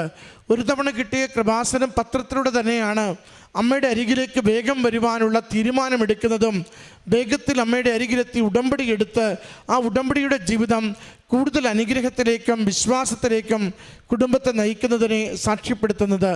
രോഗസൗഖ്യങ്ങൾ ഇവിടെ സാക്ഷ്യപ്പെടുത്തി, ലൈസൻസ് കിട്ടുന്ന വിഷയങ്ങൾ ഇവിടെ സാക്ഷ്യപ്പെടുത്തി. അതോടൊപ്പം തന്നെ സഹോദരനുണ്ടായിരുന്ന കൊച്ചു വലിക്കുന്ന രോഗക്ലേശത്തിൽ നിന്ന് ഉടമ്പടി തൈലത്തിലൂടെ സൗഖ്യപ്പെടുന്നതും ഇവിടെ സാക്ഷ്യപ്പെടുത്തി. പ്രിയമുള്ളവരെ, ഉടമ്പടി ജീവിതം എത്ര കണ്ട് ജീവിതത്തെ തന്നെ നൈർമല്യമുള്ളതാക്കുന്നു, ജീവിതത്തെ തന്നെ ഈശോയുടെ ഉടമസ്ഥതയിലുള്ളതാക്കുന്നു. അമ്മ മാതാവും ഈശോയും എത്ര വേഗത്തിൽ ജീവിത വിഷയങ്ങൾ ഏറ്റെടുത്തുകൊണ്ട് അനുഗ്രഹം ചൊരിഞ്ഞ് നമ്മളെ ദൈവസ്നേഹത്തിൽ വളർത്തുകയും നിലനിർത്തുകയും ചെയ്യുന്നു. അതൊക്കെയും ഈ സാക്ഷ്യത്തിലൂടെ ഈ കുടുംബം അൾത്താരയിൽ വിവരിക്കുന്നുണ്ട്. അതോടൊപ്പം കാരുണ്യ പ്രവൃത്തികളിലൂടെ, പ്രേക്ഷിത പ്രവർത്തനങ്ങളിലൂടെ ദൈവസ്നേഹത്തിൻ്റെ വ്യക്തികളായും അമ്മ മാതാവിൻ്റെ പ്രത്യക്ഷീകരണത്തിൻ്റെ സാക്ഷികളായും ആയിരിക്കുന്ന ഇടങ്ങളിലൊക്കെയും ജീവിതത്തെ പങ്കുവയ്ക്കുവാൻ എങ്ങനെയൊക്കെ സാധിക്കുന്നുവെന്നും ഈ കുടുംബം അൾത്താരയിൽ സാക്ഷ്യപ്പെടുത്തി. ഉടമ്പടി ഉറപ്പായും ജീവിത വിഷയങ്ങൾ അമ്മ മാതാവ് ഏറ്റെടുത്ത് ഈശോയ്ക്ക് കൊടുത്ത് പരിഹാരം നൽകുന്ന പ്രാർത്ഥനയുടെയും ജീവിത ക്രമീകരണത്തിൻ്റെയും പദ്ധതിയാണ്. അതുകൊണ്ട് വിശ്വസിച്ച ഉടമ്പടിയോട് നാം ചേർന്ന് നിൽക്കുമെങ്കിൽ അമ്മ മാതാവും ഈശോയും ജീവിതത്തോട് ചേർന്ന് നിന്ന് ഐശ്വര്യം ആസ്വദിക്കുവാൻ പറ്റും വിധം ജീവിത വിഷയങ്ങളെ ക്രമീകരിക്കുകയും പരിഹരിക്കുകയും ഈശോയിൽ നിന്ന് അനുഗ്രഹം നേടിത്തരികയും ചെയ്യും. അതിൻ്റെ ഉജ്ജ്വലമായ സാക്ഷ്യമാണ് ഈ കുടുംബം ഈ അൾത്താരയിൽ പങ്കുവച്ചത്. നമ്മുടെ ജീവിത വിഷയങ്ങളെയും ഏറ്റെടുത്ത് ഈശോ അനുഗ്രഹിക്കണമേ എന്ന് പ്രാർത്ഥിച്ചുകൊണ്ട് കരങ്ങളടിച്ച് ഈ സാക്ഷ്യം അമ്മമാവിന്റെയും പുത്രന്റെയും പരിശുദ്ധാത്മാവിന്റെയും നാമത്തിൽ ആമേൻ.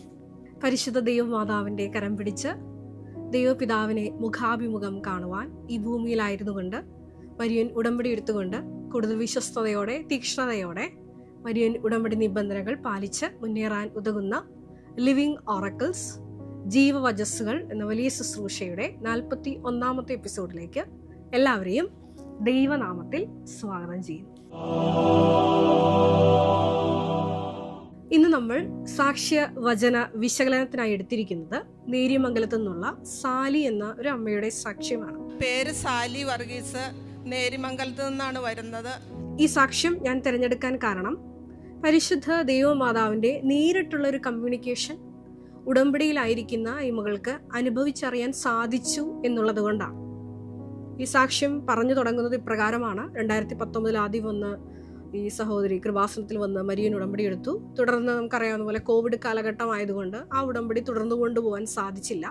തുടർന്ന് 2022 പിന്നീട് ഇപ്പോൾ വരെ നിലനിൽക്കുന്ന ആ ഉടമ്പടി യാത്ര ആരംഭിക്കുന്നത്. ഇങ്ങനെ 2022 കൃപാസനത്തിൽ വന്ന മരിയൻ ഉടമ്പടി എടുത്ത് പ്രാർത്ഥിക്കുമ്പോൾ ഈ മകളുടെ വലിയൊരു വിഷയം എന്നുള്ളത് 40 വർഷമായിട്ടുള്ള തലവേദനയാണ്. 40 വർഷമായിട്ട് എനിക്ക് മൈഗ്രെയിൻ്റെ തലവേദനയായിരുന്നു. ആ തലവേദന തുടങ്ങിക്കഴിഞ്ഞാൽ പിന്നെ എനിക്ക് എന്താ ചെയ്യണമെന്നറിയില്ല. അതേപോലെ ബുദ്ധിമുട്ടായിരുന്നു. ഒരുപാട് അസുഖങ്ങളുടെ കാര്യമൊക്കെ പറയുന്നുണ്ട്. ഇത് കൂടാതെ തന്നെ 30 വർഷമായിട്ടുള്ള അസിഡിറ്റിയുടെ പ്രശ്നം പറയുന്നുണ്ട്. അതുപോലെ തന്നെ വീട്ടിലെ കിണറിൽ വെള്ളമില്ലാത്ത വിഷയമായി. ഇതെല്ലാം കൃപാസനത്തിലെ മരിയൻ ഉടമ്പടി വഴി, മരിയൻ ഉടമ്പടിയുടെ നേർച്ച വസ്തുക്കൾ വഴി ഈ മകൾക്ക് കിട്ടി. ഞാൻ കഴിഞ്ഞ എപ്പിസോഡിലൊക്കെ ഇങ്ങനെ ദൈവത്തിൻ്റെ ഹിതം അനുസരിച്ച് മുന്നേറണം എന്നൊക്കെ പറഞ്ഞപ്പോൾ ചില വ്യക്തികൾ താഴെ ഇങ്ങനെ കമൻ്റ് ഇട്ടിട്ടുണ്ടായിരുന്നു. എങ്ങനെയാണ് ഞങ്ങൾക്ക് ദൈവത്തിൻ്റെ ഹിതം അനുഭവിച്ചറിയാൻ അല്ലെങ്കിൽ ദൈവത്തിൻ്റെ ഹിതം വെളിപ്പെടുത്തി കിട്ടാൻ സാധിക്കുക എന്ന് കമൻ്റായിട്ട് ചില വ്യക്തികൾ ചോദിച്ചിട്ടുണ്ട്. ഞാനത് ശ്രദ്ധിച്ചായിരുന്നു.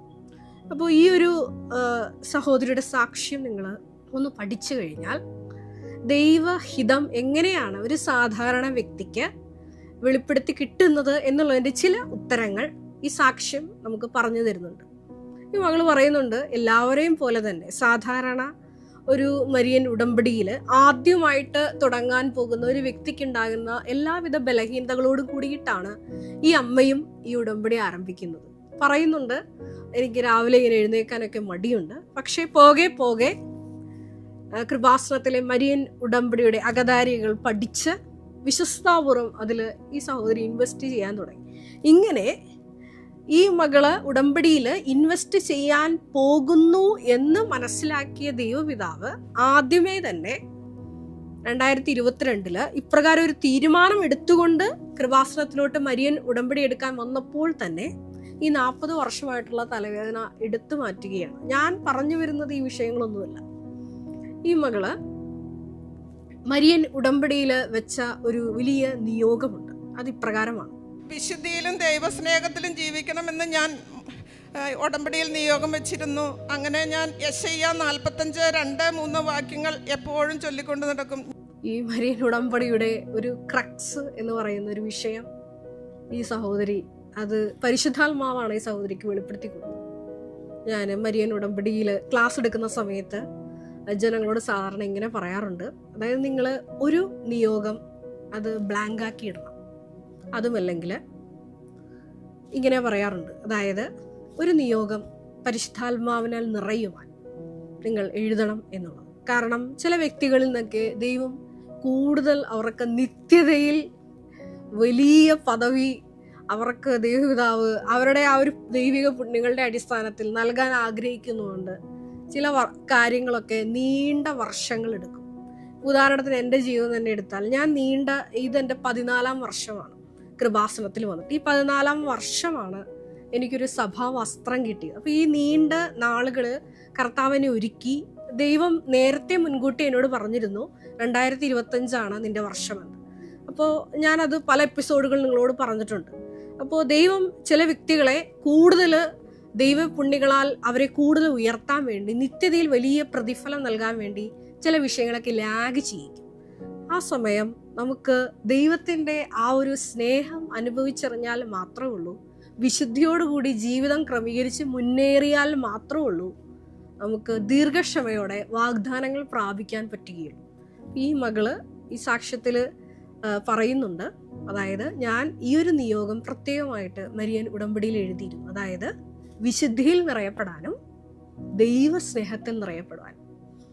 അതായത് ഞാൻ നേരത്തെ പറഞ്ഞു വന്നത് ഇതാണ്, ദൈവഹിതം വെളിപ്പെടുത്തി കിട്ടാൻ എന്ത് ചെയ്യണം, അതിൻ്റെ ഒരു നടപടിയാണ് ഈ സഹോദരി പറയുന്നത്.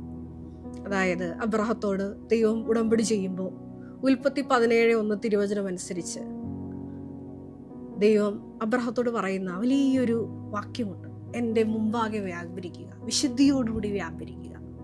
അപ്പോൾ വിശുദ്ധിയോടുകൂടി വ്യാപരിക്കുന്ന വ്യക്തികൾക്കാണ് വലിയ വലിയ ദൈവിക വെളിപ്പെടുത്തലുകൾ ഉണ്ടാകുന്നത്. ദൈവസ്നേഹത്താൽ നിറയപ്പെടുന്ന വ്യക്തികൾക്ക് മാത്രമേ ഉള്ളൂ ചില വിഷയങ്ങളൊക്കെ ലാഗ് ചെയ്യപ്പെടുമ്പോൾ ദീർഘക്ഷമയോടുകൂടി കാത്തിരുന്ന് ദൈവസ്നേഹത്താൽ നിറഞ്ഞ് ഈശോയ്ക്ക് വേണ്ടി ആ സമയം വേല ചെയ്യാൻ പറ്റുകയുള്ളൂ. അപ്പോൾ ഈ 2 നിയോഗങ്ങൾ ഈ മരിയൻ ഉടമ്പടിയിൽ ചേർത്തിരിക്കുന്നത് കൊണ്ട് സമയത്തിൻ്റെ തികവിൽ എല്ലാ വിഷയങ്ങളുമാണ് ഈ അമ്മയ്ക്ക് നടന്നു കിട്ടിയത്. അതിൽ ഏറ്റവും വലിയൊരു വിഷയം എന്ന് പറയുന്നത് വീടില്ല എന്നുള്ളതാണ്. ഒരു വീട് ഉള്ളവനെ സംബന്ധിച്ചിടത്തോളം വീടില്ലാത്തവൻ്റെ നൊമ്പരം അറിയില്ല. പക്ഷേ വാടക വീടുകളിൽ കയറി ഇറങ്ങി, അതുമല്ലെങ്കിൽ ഒരു പൊട്ടിപ്പൊളിഞ്ഞ, അതുമല്ലെങ്കിൽ വാസയോഗ്യമല്ലാത്ത ഒരു ഭവനത്തിൽ താമസിക്കുന്നവനെ സംബന്ധിച്ചിടത്തോളം അത് അവൻ്റെ ഒരു വലിയ നൊമ്പരമാണ്. അപ്പോൾ ഈ മകള് ഈ വിഷയങ്ങളെല്ലാം നടക്കുന്നുണ്ട്. 40 വർഷമായിട്ടുള്ള തലവേദന, 30 വർഷമായിട്ടുള്ള ഗ്യാസ് അസിഡിറ്റി പ്രശ്നം, വീട്ടിലെ കിണറിലെ വെള്ളം ലഭിക്കുന്നു, ഇങ്ങനെയുള്ള എല്ലാ വിഷയങ്ങളും നടക്കുന്നതോടൊപ്പം തന്നെ ഈ ഒരു നൊമ്പരം ഈ അമ്മയെ അലട്ടുന്നുണ്ട്. അങ്ങനെ ഇരിക്കെ പല വീടുകളൊക്കെ കാണാൻ പോകുന്നുണ്ട്.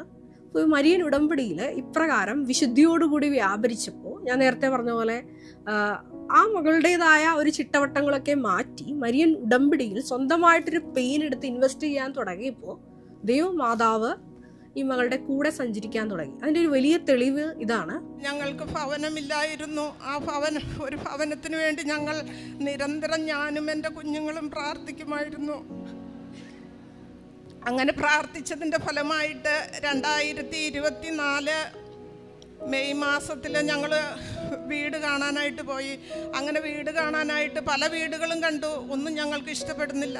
അങ്ങനെ കാണാൻ പോയി ഒരു വീട്, അവിടെ ചെന്നപ്പോൾ അത് കുറേ വലിയ വീടാണ്, പക്ഷേ അതിനുള്ള സാമ്പത്തികം ഞങ്ങളുടെ കയ്യിലില്ല. അപ്പോൾ എന്ത് ചെയ്യുമെന്ന് മാതാവിനോട് പ്രാർത്ഥിച്ചു. അപ്പം എന്നിട്ട് ഇതിൻ്റെ കാര്യത്തെക്കുറിച്ച് പിന്നീട് സംസാരിക്കാമെന്ന് ബ്രോക്കറോട് പറഞ്ഞിട്ട് ഞങ്ങൾ പോയി. അതിനുശേഷം വീണ്ടും കുറേ വീടുകൾ കണ്ടു, എന്നിട്ടൊന്നും ശരിയാവണില്ല. അപ്പം ഞങ്ങൾ ആ ബ്രോക്കർ തന്നെ പറഞ്ഞു, നിങ്ങൾ ആദ്യം കണ്ട വീട് തന്നെ ഒന്നും കൂടി കാണ്, അത് നിങ്ങൾക്ക് പറ്റുമെന്ന് പറഞ്ഞു. പക്ഷേ അവിടെ ഒരു വലിയൊരു ദൈവിക ഇടപെടൽ ഈ അമ്മ വിവരിക്കുന്നത് ഇപ്രകാരമാണ്. അങ്ങനെ ഞങ്ങൾ ആ വീട് തന്നെ വീണ്ടും വന്ന് കണ്ടു. അങ്ങനെ ഞാനിങ്ങനെ മാതാവിനോട് ആ ഭവനത്തിൽ വെച്ച് പ്രാർത്ഥിച്ചുകൊണ്ടിരിക്കുമ്പോൾ മാതാവ് എന്നോട് പറഞ്ഞു, നിനക്കായിട്ട് ഞാൻ ഒരുക്കിയിരിക്കുന്ന ഭവനമാണിത്, അതുകൊണ്ട് നീ ധൈര്യമായിട്ട് മുന്നോട്ട് പോക്കോന്ന് പറഞ്ഞു. അത് 32-ാം സങ്കീർത്തനം 8-ാം തിരുവചനമാണ്. നീ നടക്കേണ്ട വഴി അത് നിന്റെ മുഖത്ത് നോക്കി ഞാൻ ഉപദേശിക്കും. ഈ മകള് പറയുന്നുണ്ട്, ഞാൻ ഏഷ്യ 45:2 തിരുവചനമൊക്കെ എപ്പോഴും ഉരുവിട്ട് പ്രാർത്ഥിക്കുന്ന ഒരു വ്യക്തിയാണ്. ഞാൻ നിനക്ക് മുമ്പേ പോയി, നിങ്ങൾക്ക് എല്ലാവർക്കും പരിചിതമായിട്ടുള്ളൊരു വചനമാണ്. പിച്ചളവാതിലുകൾ തകർക്കുകയും ഇരുമ്പോടാമ്പലുകൾ ഒടിക്കുകയും ചെയ്യും. അപ്പോൾ ഈ ഒരു വചനമൊക്കെ ചൊല്ലി പ്രാർത്ഥിക്കുന്ന ഈ മകൾക്ക് ഈ ഉടമ്പടിയിൽ മത്തായി 5:8 തിരുവചനം അനുസരിച്ച് ഹൃദയശുദ്ധിയോടുകൂടി വിശുദ്ധിയോടുകൂടി വ്യാപരിച്ചപ്പോൾ ഈ മകൾക്ക് ദൈവത്തെ കണ്ടുമുട്ടാൻ സാധിച്ചു. അതുമല്ലെങ്കിൽ പരിശുദ്ധ ദൈവമാതാവിൻ്റെ സാന്നിധ്യം നേരിട്ട് രുചിച്ചറിയാൻ സാധിച്ചു. അപ്പോൾ ഈ മാതാവ് ഈ മകളോട് പറയുകയാണ്, നിനക്കായി ഒരുക്കി വെച്ചിരിക്കുന്ന ഭവനമാണ് ഇത്, നീ സ്വന്തമാക്കിക്കോളാം. തുടർന്ന് നിങ്ങൾ ഈ മകളുടെ കാരുണ്യ പ്രേക്ഷിത പ്രവർത്തനങ്ങളൊക്കെ കാണുമ്പോൾ നിങ്ങൾക്ക് ബോധ്യപ്പെടും ഈ മകള് സ്പെഷ്യലായിട്ട് പലതും ചെയ്യുന്നുണ്ട്. ഈ മകൾ പറയുന്ന പ്രകാരമാണ്, ഞാൻ സാക്ഷ്യങ്ങൾ ഒരു ദിവസം നമ്മുടെ ഈ കൃപാസനത്തിൻ്റെ വീഡിയോയിൽ നിന്ന് 10ഓളം സാക്ഷ്യങ്ങൾ മിക്കപ്പോഴും അപ്ലോഡ് ചെയ്യാറുണ്ട്. അപ്പോൾ ഓരോരോ സാക്ഷ്യങ്ങൾ കേട്ടിട്ട് ഈ മകൾക്കറിയാം താനുമായിട്ട് ബന്ധപ്പെട്ട് നിൽക്കുന്നവരുടെ ജീവിത പ്രശ്നങ്ങൾ എന്തൊക്കെയാണ് എന്ന് ഈ മകൾക്കറിയാം. അപ്പം അവർക്ക് വേണ്ടത് എന്താണോ ആ സാക്ഷ്യങ്ങൾ ആ വ്യക്തികൾക്ക് അയച്ചു കൊടുക്കും, അവർക്ക് വേണ്ടി പ്രാർത്ഥിക്കും. അങ്ങനെ വലിയൊരു പ്രേക്ഷിത ചൈതന്യം പേറി നടക്കുന്ന ഈ മകളെ സംബന്ധിച്ചിടത്തോളം മറ്റൊരു വലിയ ദൈവിക ഇടപെടലും ഉണ്ടാവും. അതായത് ആദ്യം ഭവനം കിട്ടി, 2000 സ്ക്വയർ ഫീറ്റിൻ്റെ വലിയൊരു, ആ മകൾക്ക് സ്വപ്നം പോലും കാണാൻ പറ്റാത്ത ഒരു വീട് പരിശുദ്ധ അമ്മ തന്നെ ഒരുക്കി കൊടുക്കുന്നു. വീണ്ടും ആ മകൾ പറയുന്നുണ്ട്, ഈ ഒരു പ്രായത്തിൽ 2 വീലർ ലൈസൻസ് കിട്ടിയ സാക്ഷ്യം പറയുന്നുണ്ട്. അപ്പോൾ 20 വയസ്സുള്ള 18-20 വയസ്സുള്ള കൊച്ചുങ്ങളൊക്കെ അവിടെ വന്ന് പരാജയപ്പെടുമ്പോൾ മരിയൻ ഉടമ്പടി ഈ മകളെ വ്യത്യസ്തയാക്കി. ഈ ഒരു പ്രായത്തിൽ ആദ്യത്തെ അറ്റംപ്റ്റിൽ തന്നെ ഈ മകൾക്ക് ലൈസൻസ് കിട്ടും. അതായത് ഏറ്റെടുക്കുന്ന ഓരോ ദൗത്യങ്ങളിലും പരിശുദ്ധ ദൈവമാതാവിൻ്റെ നേരിട്ടുള്ള കയ്യൊപ്പ് നേടിയിട്ടാണ് ഈ മകള് വിജയം പ്രാപിക്കുന്നത്. ഇതാണ് ഈ സാലിയുടെ വലിയൊരു സാക്ഷ്യം എന്നുള്ളത്. ഈ ഒരു വചനം കേട്ടപ്പോൾ ഒരുപാട് വചനങ്ങളൊക്കെ എൻ്റെ മനസ്സിൽ ഓടി വന്നെങ്കിലും പ്രത്യേകമായിട്ട് ഞാൻ നിങ്ങളോട് പറയാൻ ആഗ്രഹിക്കുന്ന ഒരു വചനം സംഖ്യ 10:35-36 തിരുവചനമാണ്. പേടകം പുറപ്പെട്ടപ്പോഴെല്ലാം മോശ പ്രാർത്ഥിച്ചു, കർത്താവെ ഉണരുക, അങ്ങയുടെ ശത്രുക്കൾ ചിതറിപ്പോകട്ടെ, അങ്ങയെ ദ്വേഷിക്കുന്നവർ പലായനം ചെയ്യട്ടെ. പേടകം നിശ്ചലമായപ്പോൾ അവൻ പ്രാർത്ഥിച്ചു, കർത്താവെ അവിടുന്ന് ഇസ്രായേലിൻ്റെ 10,000ങ്ങളിലേക്ക് തിരിച്ചു വന്നാലും. ഇത് മരിയൻ ഉടമ്പടിയിലായിരിക്കുന്നവർ ദിവസവും രാവിലെ പ്രാർത്ഥിക്കേണ്ട ഒരു വലിയ പ്രാർത്ഥനയാണ്. നിങ്ങൾ രാവിലെ ഭവനങ്ങളിൽ നിന്ന് മരിയൻ ഉടമ്പടി തൈലം ലേപനം ചെയ്ത് പുറത്തോട്ട് പോകുമ്പോൾ, അതുമല്ലെങ്കിൽ ഒരു ജീവിത വിഷയത്തിനായി പുതിയ നിയമത്തിലെ വാഗ്ദാന പേടകമായ പരിശുദ്ധ അമ്മയുടെ സാന്നിധ്യം പേറുന്ന ഈ മരിയൻ ഉടമ്പടി കാശിരൂപവുമായിട്ട് പുറത്തോട്ട് പോകുമ്പോഴെല്ലാം പ്രാർത്ഥിക്കേണ്ട ഒരു പ്രാർത്ഥന ഒന്ന് ഇതാണ്. അതായത് പേടകം പുറപ്പെട്ടപ്പോഴെല്ലാം മോശ ഇപ്രകാരം പ്രാർത്ഥിച്ചു: കർത്താവേ, ഉണരണമേ, അങ്ങയുടെ ശത്രുക്കൾ, അങ്ങയെ ദ്വേഷിക്കുന്നവർ ചിതറിപ്പോകട്ടെ എന്ന്. അതെ, പരിശുദ്ധ ദൈവമാതാവിൻ്റെ സാന്നിധ്യം, ദൈവിക സാന്നിധ്യം നമ്മുടെ കൂടെ സഞ്ചരിക്കുമ്പോഴാണ് നമ്മൾ കർത്താവ് നേടിത്തരുന്ന ആ ഒരു വിജയം നമുക്ക് സ്വന്തമാക്കാൻ കഴിയുന്നത്. ഈ സാലിയുടെ വിജയവും അതുതന്നെയാണ്. മരിയൻ ഉടമ്പടിയിൽ വിശുദ്ധിയോടുകൂടി മുന്നേറിയപ്പോൾ ദൈവം തന്നെയാണ് ഈ മകളുടെ ഏശയ്യാ 45:2 ഈ മകൾ പറയുന്ന ആ ഒരു വചനം അനുസരിച്ച് ഈ മകൾക്ക് മുമ്പേ പോയി ആ മകളുടെ വഴി ഒരുക്കി കൊടുക്കുന്നു. ആദ്യം ആ വീട് കണ്ട് തിരിച്ചു പോന്നെങ്കിലും ദൈവമാതാവ് അവസാനം ഈ മകളുടെ ചെവിയിൽ മന്ത്രിക്കുകയാണ്, അതുമല്ലെങ്കിൽ ആത്മാവിൽ മന്ത്രിക്കുകയാണ്: ഇത് നിനക്കായി ഞാൻ ഒരുക്കി വെച്ചിരിക്കുന്ന ഭവനമാണ്. അത്രയും ആധികാരികമായി ഒരു വ്യക്തിയോട് ദൈവം സംസാരിക്കണമെന്നുണ്ടെങ്കിൽ ആ വ്യക്തി മരിയൻ ഉടമ്പടിയിൽ വിശുദ്ധിയോടുകൂടി പാലിച്ച് ദൈവത്തിൻ്റെ പ്രീതി സ്വന്തമാക്കിയതുകൊണ്ടാണ്. അത് പുറപ്പാട് 33:17 തിരുവചനമാണ്. പുറപ്പാട് 33:17 നമ്മൾ ഇപ്രകാരം വായിക്കും: നീ ആവശ്യപ്പെട്ട ഈ കാര്യവും ഞാൻ നിനക്ക് വേണ്ടി ചെയ്തു, കാരണം നീ എൻ്റെ പ്രീതി നേടിയിരിക്കുന്നു, എനിക്ക് നിന്നെ നന്നായി അറിയാം. ഈ ഒരു ലെവലിലോട്ടാണ് നമ്മൾ മരിയൻ ഉടമ്പടി വഴി വളരേണ്ടത്. അതിന് ആദ്യമേ തന്നെ ബഹുമാനപ്പെട്ട വി.പി. ജോസഫ് അച്ഛൻ കഴിഞ്ഞ ധ്യാനത്തിൽ ഇപ്രകാരം പറയുകയുണ്ടായി: ഞാൻ ഇവിടെ നിന്ന് പരിശുദ്ധ അമ്മയുടെ പ്രത്യക്ഷീകരണത്തിൻ്റെ സാക്ഷിയായ ഞാൻ ഇവിടെ നിന്ന് നിങ്ങൾക്ക് പറഞ്ഞു തന്നിരിക്കുന്ന ടൈം ഉടമ്പടിയുടെ ആദ്യത്തെ പ്രാർത്ഥനയായ പ്രത്യക്ഷീകരണ പ്രാർത്ഥന ചൊല്ലേണ്ടത് അത് 5:30 മണി തന്നെയാണ്. അതിൽ നിങ്ങൾ വെള്ളം ചേർക്കരുത്. അവിടെ നിന്ന് തുടങ്ങുന്നതാണ് നമ്മുടെ ഒരു ദിവസത്തെ ജീവിത ശൈലി, അതുമല്ലെങ്കിൽ ജീവിതചര്യ എന്നുള്ളത്. അപ്പോൾ അവിടെ മുതൽ കറക്റ്റ് ചെയ്ത് സാലി പറഞ്ഞതുപോലെ ദൈവ സ്നേഹത്തിൽ നിറയപ്പെടാൻ, ദൈവിക വിശുദ്ധിയാൽ നിറഞ്ഞ് ഓരോരോ കാരുണ്യ പ്രേക്ഷിത പ്രവർത്തനങ്ങൾ ചെയ്ത് കഴിയുമ്പോഴാണ് നമുക്കും ഇതേപോലെ ദൈവഹിതം, നമ്മളെ പറ്റിയുള്ള, നമ്മുടെ ഓരോരോ ജീവിത വിഷയങ്ങളെ പറ്റിയുള്ള ദൈവഹിതം വെളിപ്പെടുത്തി കിട്ടുന്നത്. അതിനുള്ള വലിയ കൃപയ്ക്ക് വേണ്ടി നമുക്കൊരു നിമിഷം പ്രാർത്ഥിക്കാം. ഒരു നിമിഷം നമുക്ക് കണ്ണുകൾ അടയ്ക്കാം. പരിശുദ്ധ ദൈവമാതാവേ, ഈ സാക്ഷ്യത്തിലൂടെ ഞങ്ങൾ മനസ്സിലാക്കുകയായിരുന്നു ഹൃദയശുദ്ധിയുള്ളവരാണ് ഈശോയെ ദൈവത്തെ കാണുന്നത് എന്ന്. മരിയൻ ഉടമ്പടി വഴി നീ ഞങ്ങളിൽ നിന്ന് ആഗ്രഹിക്കുന്നതും അതുതന്നെയാണ് എന്ന് തിരുവചനത്തിലൂടെ ഞങ്ങൾക്ക് ബോധ്യപ്പെടുകയായിരുന്നു. ഉൽപ്പത്തി 17:1 തിരുവചനം അനുസരിച്ച് നിന്റെ മുമ്പാകെ തന്നെ വ്യാപരിക്കുവാൻ, വിശുദ്ധിയോടുകൂടി വ്യാപരിക്കുവാൻ ഈശോയെ ഞങ്ങൾക്ക് അധിക കൃപ നൽകണമേ എന്ന് പ്രാർത്ഥിക്കുന്നു. ഓരോരോ മരിയൻ ഉടമ്പടി നേർച്ച വസ്തുക്കൾ ഉപയോഗിക്കുമ്പോൾ കർത്താവെ, നിന്റെ ശക്തിയാൽ ഞങ്ങളെ ദ്വേഷിക്കുന്നവർ പാലായനം ചെയ്യപ്പെടുവാനും ഈശോയെ ഞങ്ങളുടെ ശത്രുക്കൾ ചിതറിക്കപ്പെടുവാനും ഇടയാക്കണമേ എന്ന് ഞങ്ങൾ പ്രാർത്ഥിക്കുന്നു. കർത്താവായ ക്രിസ്തു വഴി ഞങ്ങൾ സമർപ്പിക്കുന്ന പ്രാർത്ഥന കേട്ടുകൊള്ളണമേ. Ave Maria. കൃപാസനം പ്രത്യക്ഷീകരണ സന്നിധാനത്തിൽ ബഹുമാനപ്പെട്ട വി.പി. ജോസഫ് അച്ഛനോടൊപ്പം സമർപ്പിതരായി ശുശ്രൂഷ ചെയ്യാൻ ആഗ്രഹിക്കുന്ന സഹോദരങ്ങൾ, ഏറെ പ്രത്യേകമായിട്ട് +2 ഡിഗ്രി പാസ്സായ മക്കളുണ്ടെങ്കിൽ തീർച്ചയായിട്ടും താഴെ കാണുന്ന ഇമെയിൽ അഡ്രസ്സിൽ കോൺടാക്റ്റ് ചെയ്യുക, നിങ്ങളുടെ CV അയയ്ക്കുക. തീർച്ചയായിട്ടും പരിശുദ്ധമ്മയുടെ പ്രത്യക്ഷീകരണത്തിൻ്റെ സാക്ഷികളായി ജീവിക്കുവാൻ നിങ്ങൾക്കൊരു ആന്തരിക ബോധ്യം, അതുമല്ലെങ്കിൽ ദൈവപിതാവ് നിങ്ങളെ വിളിക്കുന്നു എന്ന് നിങ്ങൾക്ക് ബോധ്യപ്പെടുന്നുണ്ടെങ്കിൽ തീർച്ചയായിട്ടും ഞങ്ങളെ കോൺടാക്റ്റ് ചെയ്യുക. എല്ലാവരെയും ദൈവം പാവനമായ ഈ അൾത്താരയിൽ കയറി സാക്ഷ്യം പറയാൻ അനുഗ്രഹിച്ച ഈശോയ്ക്കും പരിശുദ്ധ അമ്മയ്ക്കും 1000 നന്ദി പറയുന്നു. എൻ്റെ പേര് അഞ്ജന ജെയിംസ്. ഞങ്ങൾ കോഴിക്കോട് കൂരാച്ചുണ്ട് ഇടവകയിൽ നിന്നാണ് വരുന്നത്.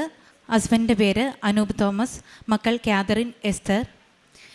29/2/2020 ഞാൻ ആദ്യമായി ഉടമ്പടി എടുക്കുന്നത്. എൻ്റെ അമ്മ വഴിയാണ് ഞാൻ ഉടമ്പടിയിലേക്ക് വരുന്നത്. അമ്മ ഉടമ്പടി എടുത്തപ്പോൾ അമ്മയുടെ കൂടെ ഞാനും ഉടമ്പടിയിലെ കാര്യങ്ങൾ ചെയ്യുന്നുണ്ടായിരുന്നു. സാക്ഷ്യങ്ങൾ കേട്ടുകൊണ്ടിരുന്നപ്പം ഒരുപാട് സാക്ഷ്യങ്ങൾ IELTSുമായിട്ട് ബന്ധപ്പെട്ട് കണ്ടപ്പോൾ ഞങ്ങൾ പുറത്തു പോകുന്നതിനെപ്പറ്റി ആലോചിച്ചിട്ടുണ്ടായിരുന്നു. അപ്പോൾ IELTS എഴുതാൻ പേടിയുണ്ടായിരുന്ന ഞാൻ ഉടമ്പടി എടുത്തു കഴിഞ്ഞാൽ IELTS എഴുതാൻ പറ്റുമല്ലോ എന്നുള്ളൊരു കോൺഫിഡൻസോടു കൂടിയാണ് ആദ്യം ഉടമ്പടിയിലേക്ക് വന്നത്. ആ സമയത്തും ഹസ്ബൻഡിന് പുറത്തോട്ട് പോകുന്നതിനോട് താല്പര്യമില്ലായിരുന്നു. ആളുടെ പ്രൊഫഷനുമായിട്ട് ബന്ധപ്പെട്ട് നമുക്ക് ഇന്ത്യയിൽ തന്നെയാണ് ചാൻസ്. എങ്കിലും ഞങ്ങൾ രണ്ടുപേരും ഉടമ്പടിയിലേക്ക് വരികയും ഞങ്ങൾ IELTS എഴുതുകയും ചെയ്തു. അപ്പോൾ ആ സമയത്ത് തന്നെ കൊറോണ വന്നതുകൊണ്ട് ലോക്ക്ഡൗൺ ആവുകയും ഞങ്ങൾ എന്നിരുന്നാലും ആ ലോക്ക്ഡൗണിൻ്റെ സമയത്തും പറ്റുന്ന പോലെ ഉടമ്പടിയിൽ ജീവിക്കുകയും രണ്ടുപേരും IELTS എഴുതുകയും ചെയ്തു. IELTS എഴുതി രണ്ടുപേരും പാസ്സാവുകയും ചെയ്തു. അപ്പോഴും ഞങ്ങൾ പ്രാർത്ഥിച്ചത് ഞങ്ങൾക്ക് ഉള്ളതാണെങ്കിൽ മാത്രമേ ഞങ്ങൾക്ക് പോകാൻ പറ്റാവുള്ളൂ, അല്ലെങ്കിൽ ഏതെങ്കിലും വിധത്തിൽ ഞങ്ങൾക്ക് തടസ്സം വന്നാലും ഞങ്ങൾ കുഴപ്പമില്ല എന്നുള്ള രീതിയിലായിരുന്നു ഞങ്ങൾ പ്രാർത്ഥിച്ചുകൊണ്ടിരുന്നത്. കൊറോണയുടെ സമയമായതുകൊണ്ട് തന്നെ അവസാനമായപ്പോഴത്തേക്കും ഒരുപാട് ആപ്ലിക്കേഷൻസ് പെൻഡിങ് ആയതുകൊണ്ട് ഞങ്ങളുടെ ആപ്ലിക്കേഷൻസും ഒരുപാട് ലേറ്റായി. അപ്പോൾ ഞങ്ങളത് വിട്ട പോലെയായി. അങ്ങനെ ഇരുന്നപ്പോഴാണ് ഹസ്ബൻഡിന് ജോലി മാറേണ്ടത് ഒരാവശ്യം വന്നു. കാരണം നമുക്ക് ഫിനാൻഷ്യലി കുറച്ചും കൂടി സെറ്റിൽഡ് ആകണമെങ്കിൽ പുതിയ കമ്പനിയിലേക്ക് മാറണം. അപ്പോൾ അങ്ങനെ ഒരുപാട് ജോലികളിലേക്കൊക്കെ നോക്കുന്നുണ്ടെങ്കിലും അത് നമുക്ക് അവസാനം വരുമ്പോഴത്തേക്കും കിട്ടാത്ത ഒരവസ്ഥയിലേക്ക് വന്നു. അപ്പോൾ ആൾക്ക് ഒരു കമ്പനിയിൽ ജോലി ചെയ്യണമെന്ന് ആഗ്രഹമുണ്ടായിരുന്നു. വലിയൊരു കമ്പനിയാണ്. അപ്പോൾ ആ കമ്പനിയിലേക്ക് ഇതിന് മുമ്പ് 2 മാസം മുമ്പ് ഫസ്റ്റ് ഇൻ്റർവ്യൂ കഴിഞ്ഞ് അവർ അടുത്ത വേക്കൻസി വരുമ്പോൾ വിളിക്കുമെന്ന് പറഞ്ഞ് വെച്ചിരുന്നതാണ്. അത് വിളിക്കാതിരുന്നപ്പം നെക്സ്റ്റ് ഉടമ്പടി പുതുക്കിയപ്പം അതിൽ ഉടമ്പടിയിൽ എഴുതി നിയോഗം വെച്ച് ഒരാഴ്ചക്കുള്ളിൽ ആ കമ്പനിയിൽ നിന്ന് വിളിക്കുകയും അടുത്ത നെക്സ്റ്റ് ലെവൽ ഇൻ്റർവ്യൂസ് കഴിഞ്ഞ് അതിൽ കിട്ടുകയും ചെയ്തു. അതായിരുന്നു അടുത്ത സാക്ഷ്യം. നെക്സ്റ്റ് സാക്ഷ്യം മോളുമായിട്ട് ബന്ധപ്പെട്ടാണ്. എൻ്റെ മൂത്ത കുട്ടിക്ക് കോൺസ്റ്റിപ്പേഷൻ്റെ പ്രശ്നം ഉണ്ടായിരുന്നു. അപ്പം ജനിച്ച സമയം തൊട്ട് ആൾ 3-4-5 ദിവസം കൂടുമ്പോഴൊക്കെയാണ് മോഷൻ പാസ് ചെയ്യുള്ളൂ. അപ്പോൾ ഇത് വളരെ ബുദ്ധിമുട്ടാകുകയും ചെയ്തുകൊണ്ടിരുന്ന സമയത്ത് കുറച്ച് വലുതായി വരുന്നുള്ള ആൾക്ക് ഭയങ്കര ബുദ്ധിമുട്ട് വന്നുകൊണ്ടിരുന്നു. അപ്പോൾ ആ സമയത്ത് ഞങ്ങൾ എനിമ കൊടുക്കുകയും ഡോക്ടേഴ്സ് തരുന്ന മരുന്ന് കൊടുക്കുകയൊക്കെ ചെയ്തിട്ടാണ് മോഷൻ പാസ് ചെയ്തുകൊണ്ടിരുന്നത്. ആ ഒരു അവസരത്തിലാണ് ഒരു സാക്ഷ്യം കേട്ടപ്പോൾ ഇതേ അവസ്ഥയിലുള്ളൊരു കുഞ്ഞിനെ ഉടമ്പടിയിലൂടെ റിക്കവറായി കേട്ടപ്പം നെക്സ്റ്റ് ഡേ ഞാൻ ഉടമ്പടി പുതുക്കി അതിൽ നിയോഗം വെച്ചു. ഞാൻ വീട്ടിൽ ചെന്ന് അപ്പം തന്നെ എൻ്റെ മോൾ എന്നോട് പറഞ്ഞു എനിക്ക് ടോയ്ലറ്റിൽ പോകണമെന്ന് പറഞ്ഞു. അന്ന് മുതൽ ഇന്ന് വരെ എൻ്റെ കുഞ്ഞിന് അതുമായിട്ട് ബന്ധപ്പെട്ട യാതൊരു ബുദ്ധിമുട്ടും ഇതുവരെ വന്നിട്ടില്ല. പുതിയ വീട് പണിയണമായിരുന്നു. ഞങ്ങളുടെ വീട് കുറച്ച് പഴയതായിരുന്നു. അപ്പോൾ പുതിയ വീട് പൊളിച്ച് പണിയാൻ വേണ്ടിയിട്ടായിരുന്നു ആഗ്രഹിച്ചിരുന്നത്. പക്ഷേ അതുമായിട്ട് ബന്ധപ്പെട്ട് പൊളിച്ച് പണിയുന്നതിന് ഒരു പേപ്പറിൻ്റെ ആവശ്യം വന്നപ്പോൾ ഞങ്ങൾ പുതിയ വീട് മേടിക്കാം എന്നതിനെപ്പറ്റി ആലോചിച്ചു. അപ്പോൾ അങ്ങനെ പുതിയ വീട് മേടിക്കുന്നതിനെപ്പറ്റി ഞങ്ങൾ സെർച്ച് ചെയ്ത് ഇതാക്കിയപ്പോൾ പുതിയ വീട് ഞങ്ങൾ ഒരുപാട് പ്രാർത്ഥിച്ചു. ആ സമയത്ത് ഉടമ്പടിയിലൊക്കെ ആയിരുന്നു. ഉടമ്പടിയിലെ കാര്യങ്ങളെല്ലാം ചെയ്തുകൊണ്ടാണ് ചെയ്തത്. അപ്പം ഞങ്ങൾക്ക് പുതിയ വീട് ഞങ്ങളുടെ ബഡ്ജറ്റിൽ ഒതുങ്ങിയൊരു വീട് ദൈവം കാണിച്ചു തന്നു. അപ്പോൾ ഒരു പ്രശ്നം വന്നത് അവർ വീട് പണിത് തീർന്നത് റീസെൻ്റ്ലി ആണെങ്കിലും അവരതിൻ്റെ പെർമിറ്റ് എടുത്തത് 9 കൊല്ലം മുമ്പാണ്. അപ്പം നമ്മൾ ലോൺ എടുക്കുമ്പം ഈ 9 കൊല്ലം എന്നുള്ളത് അത്രയും വീടിൻ്റെ പഴക്കമായിട്ട് കൂട്ടും. അപ്പം നമുക്ക് ആ ലോണിന് ആ വീടിന് നമുക്ക് 0 വാല്യൂ തരുള്ളൂ. അപ്പം അങ്ങനെയുള്ള അവസരത്തിൽ നമുക്ക് വീടിന് ലോൺ പാസ്സാകില്ല. ആ ഒരു അവസരത്തിൽ നമ്മൾ എല്ലാ ലൈറ്റ് ക്യാൻഡിൽ പ്രയർ ഇട്ട് പ്രാർത്ഥിച്ചു.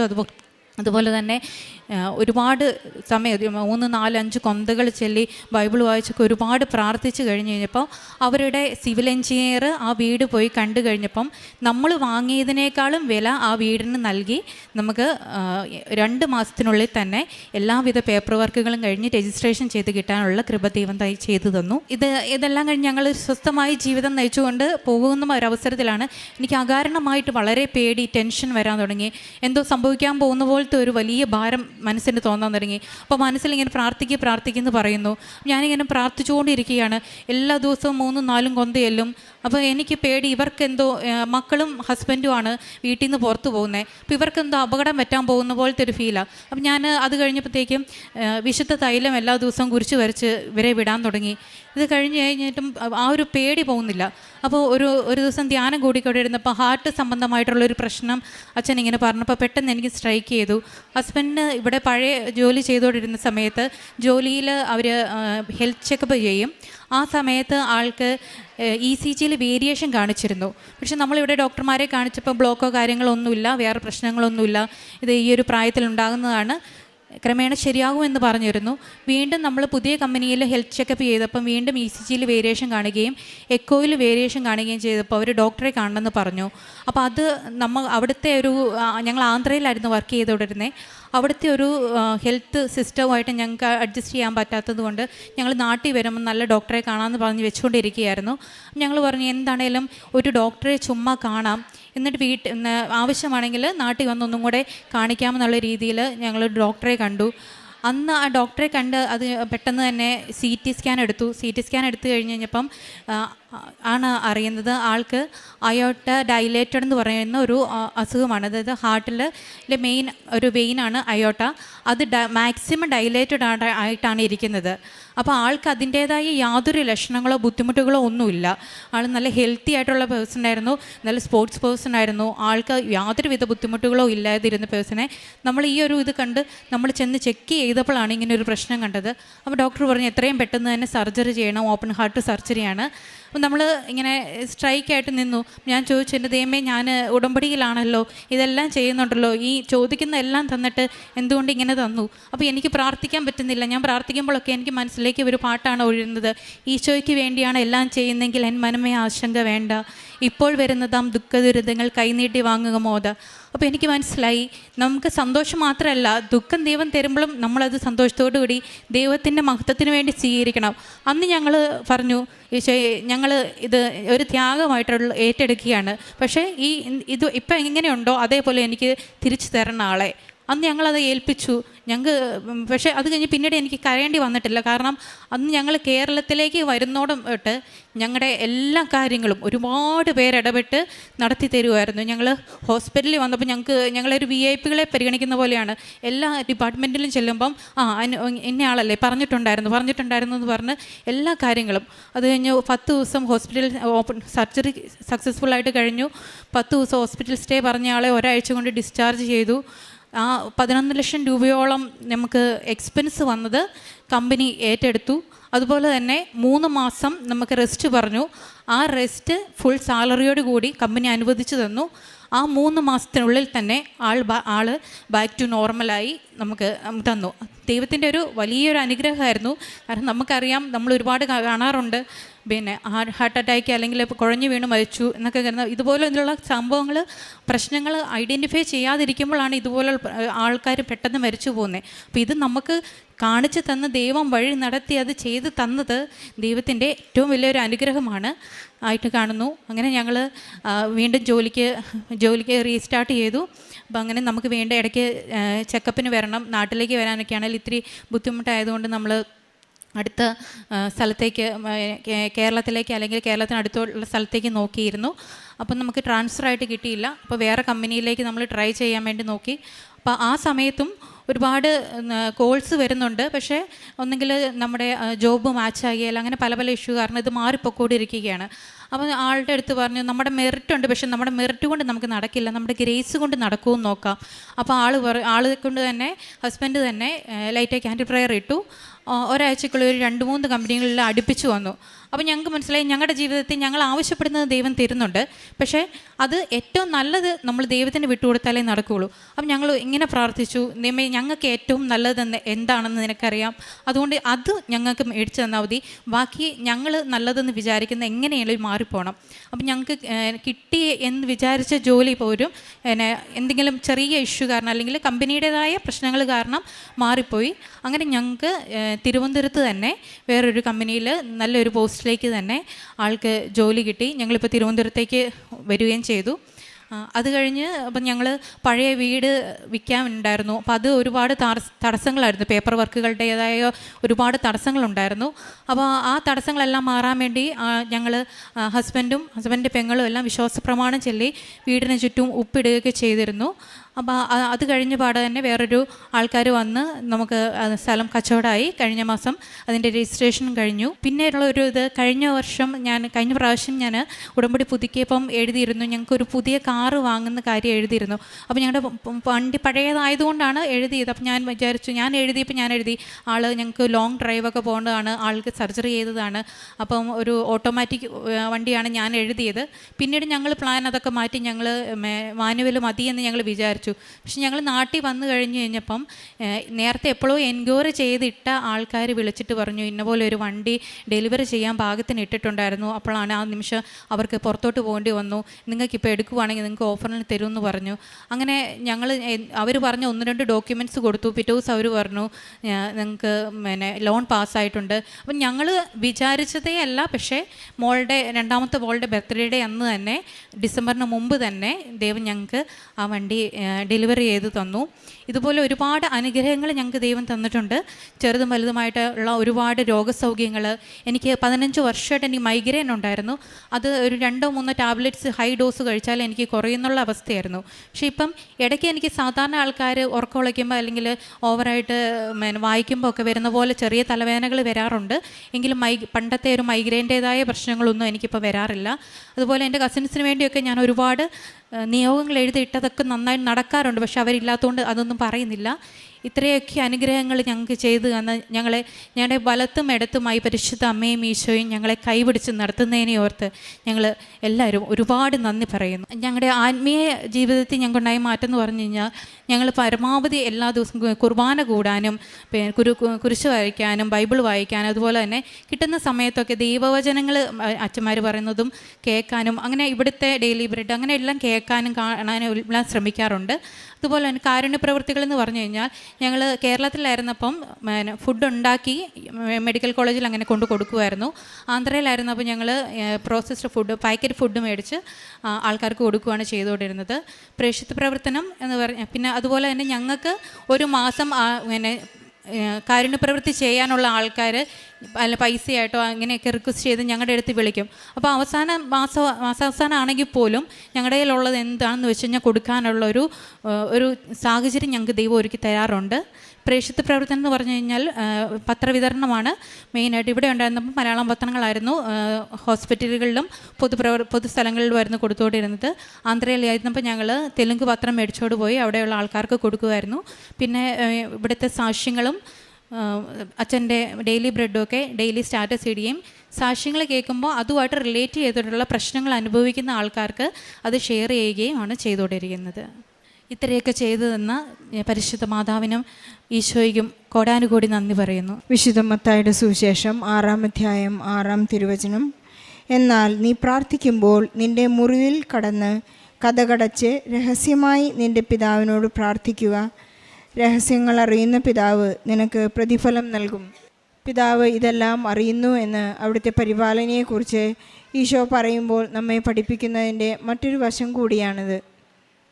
ഇവിടെ അഞ്ജന ജെയിംസ് എന്ന കുടുംബത്തോടു കൂടി വന്ന് ഈ മകൾ സാക്ഷ്യം പറയുന്നത് അവരുടെ വിശ്വാസത്തെ ഏറ്റുപറയുന്നതും ഈശോ തങ്ങളെ സ്നേഹിക്കുന്നതും അവർ ഈശോയെ സ്നേഹിക്കുന്നതിൻ്റെയുമായ ഒരു വലിയ തെളിവോടുകൂടി പരിശുദ്ധ അമ്മ അവരുടെ ജീവിതത്തിൽ ഇടപെട്ടുകൊണ്ട് അവരുടെ ഉടമ്പടി എത്ര മാത്രം നിഷ്ഠയോടും നിബന്ധനയോടും കൂടി അവർക്ക് പാലിക്കാൻ കഴിഞ്ഞു എന്നതിൻ്റെ ഉള്ള ഒരു നന്ദി പ്രകാശനമാണ് വളരെ ശക്തമായിട്ട് ഇവിടെ അഞ്ജന ഏറ്റു പറഞ്ഞത്. ഇന്ന് ബഹുമാനപ്പെട്ട ജോസഫ് അച്ഛൻ ദിവ്യബലി മധ്യേ നമ്മോട് പറയുകയുണ്ടായി, വിശ്വാസം സുഹൃതം കൊണ്ടും സുഹൃതത്തെ ജ്ഞാനം കൊണ്ടും ജ്ഞാനത്തെ ആത്മസംയമനം കൊണ്ടും ആത്മസംയമനത്തെ ക്ഷമ കൊണ്ടും ക്ഷമയെ ഭക്തി കൊണ്ടും ഭക്തിയെ സഹോദര സ്നേഹം കൊണ്ടും സഹോദര സ്നേഹത്തെ ഉപവി കൊണ്ടും നാം മനസ്സിലാക്കണം എന്ന് അച്ഛൻ വചനങ്ങളിലൂടെ നമ്മോട് പങ്കുവെക്കുകയായിരുന്നു. വിശ്വാസം ഈസ് ഈക്വൽ ടു ഉപവി എന്ന് അച്ഛൻ നമ്മെ പഠിപ്പിക്കുകയായിരുന്നു. വിശ്വാസത്തിൽ നാം എത്രമാത്രം ആഴപ്പെടുന്നുവോ ഈശോയെ വിശ്വസിക്കുന്നതും ആ വിശ്വാസ കൈമാറ്റം നടത്തുന്നതും ക്രിസ്തു നമ്മിൽ രൂപപ്പെടുന്നത് എത്രമാത്രം അധിക അളവിലാണെന്ന് തിരിച്ചറിയുന്നതും തിരിച്ചറിവിൻ്റെ ഒരു വരം നൽകുന്നതുമെല്ലാമാണ് ഈ ഉടമ്പടി ജീവിതത്തിൽ നമ്മെ ആഴത്തിൽ ജീവിക്കുവാൻ നമ്മെ പഠിപ്പിക്കുന്നത്. നമുക്കറിയാം, ഉടമ്പടി എടുത്ത് ജീവിക്കുന്നവരെല്ലാം തന്നെ കർത്താവിനെ കൂട്ടിച്ചേർത്ത് ചെയ്യുന്ന ഒരു ജീവിത രീതിയാണ്. ഇവരുടെ എല്ലാ കാര്യങ്ങളിലും എല്ലാ തീരുമാനങ്ങളിലും എല്ലാ അസ്വസ്ഥതകളിലും not by merit but by grace എന്ന അടിസ്ഥാനത്തിൽ ഇവർക്ക് ഒരുപാട് ഇവരുടെ അനുഗ്രഹങ്ങൾ ലഭിക്കുകയുണ്ടായി. ഇവരുടെ മക്കളുടെയും ഹസ്ബൻഡിൻ്റെയും എല്ലാം ജീവിതാസ്വാസ്ഥ്യങ്ങളിൽ അവരുടെ അസുഖങ്ങളിലെല്ലാം ഈശോ വളരെ വലിയ സൗഖ്യങ്ങൾ നൽകുന്നതായി, അവർ പോലും അറിയാതെ അവർക്ക് ഹസ്ബൻഡിൻ്റെ ഹാർട്ട് ഇഷ്യൂസ് എല്ലാം സൗഖ്യപ്പെടുന്നതായി അവർ ഏറ്റു പറയുകയുണ്ടായി.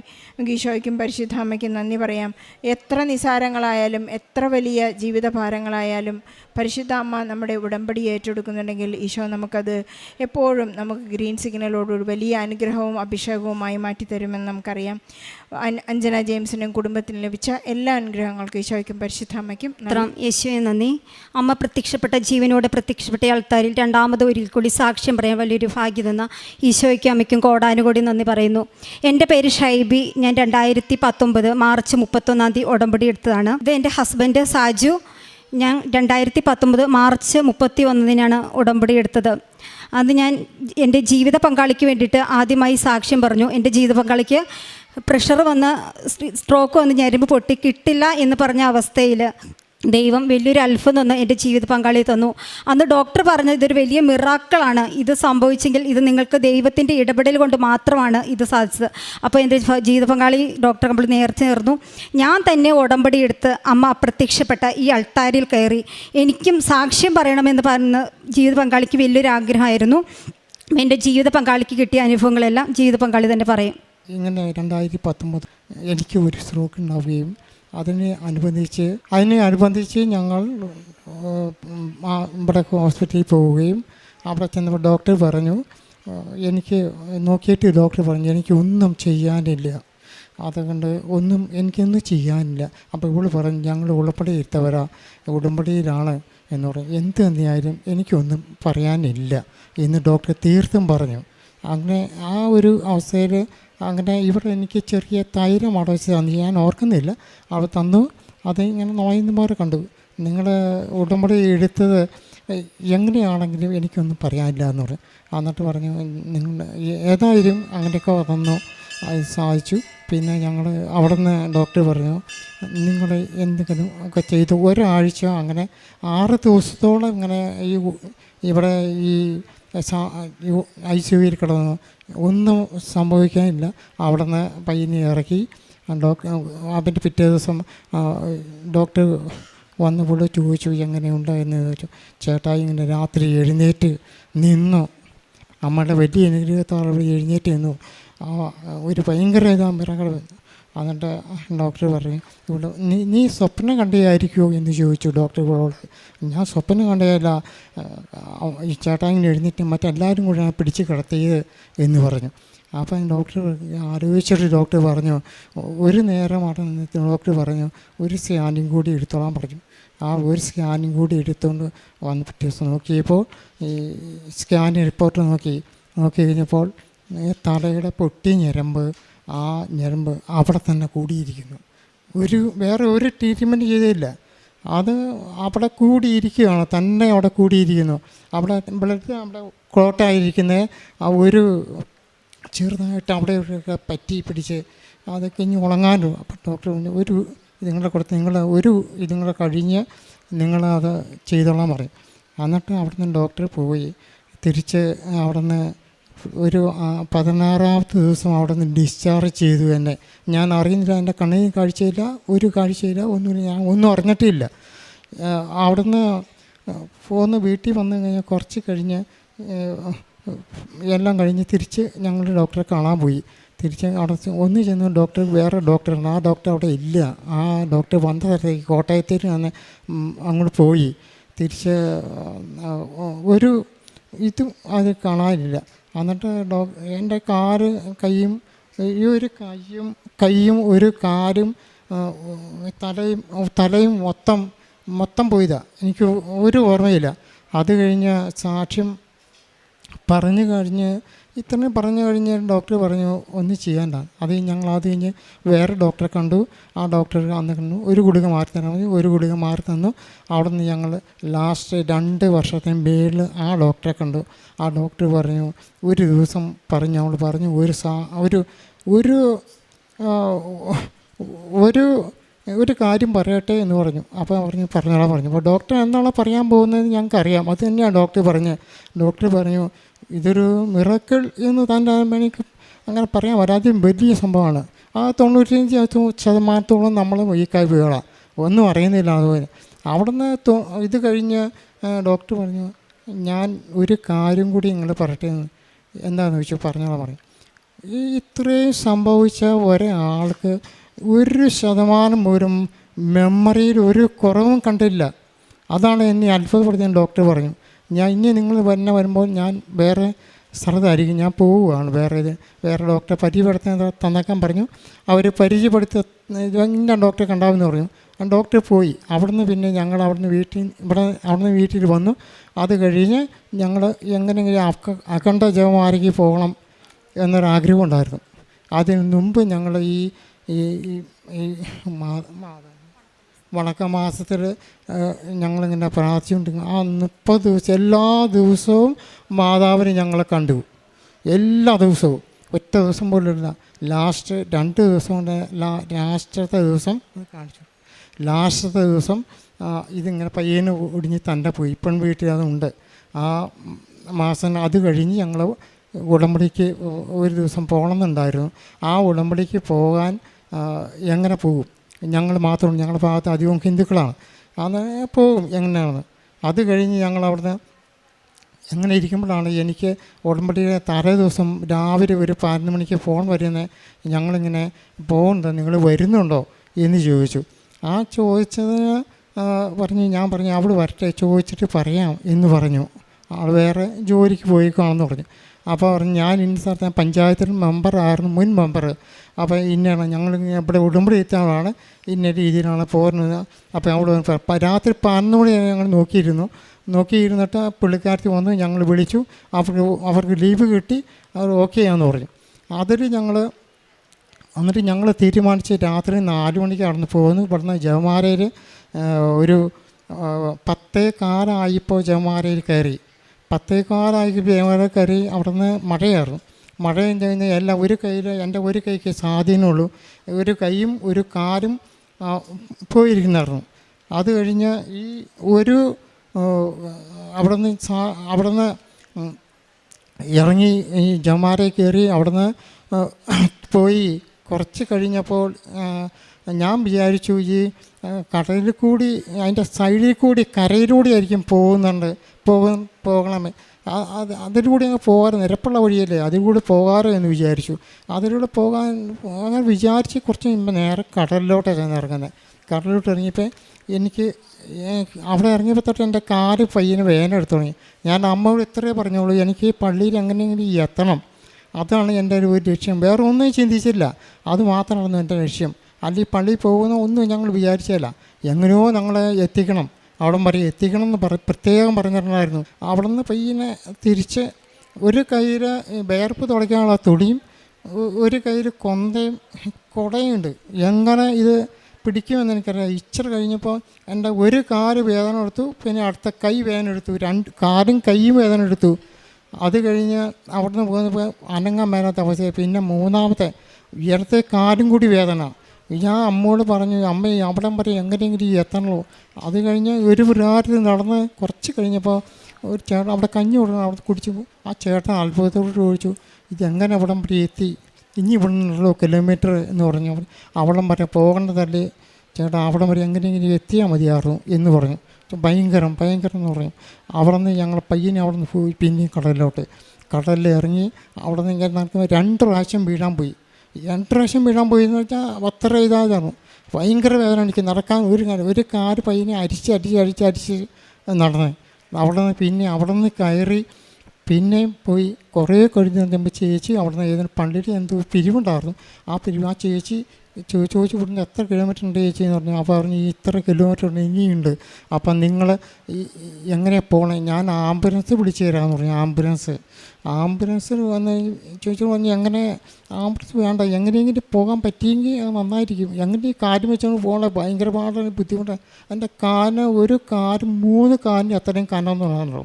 എന്ത് നീങ്ങൂല, അരിച്ചരിച്ചാണ് നീങ്ങിക്കൊണ്ടിരുന്നത്. അവിടെ നിന്ന് അമ്മയോട് പറഞ്ഞു, അമ്മയെ ഈ പള്ളിയിലൊന്ന് എത്തിക്കണം എന്നെ, ഈ പള്ളിയിൽ എങ്ങനെയെങ്കിലും ഞാൻ എത്തിച്ചാൽ എനിക്ക് ശരിയാവുള്ളൂ, അല്ലെങ്കിൽ ശരിയാവില്ല.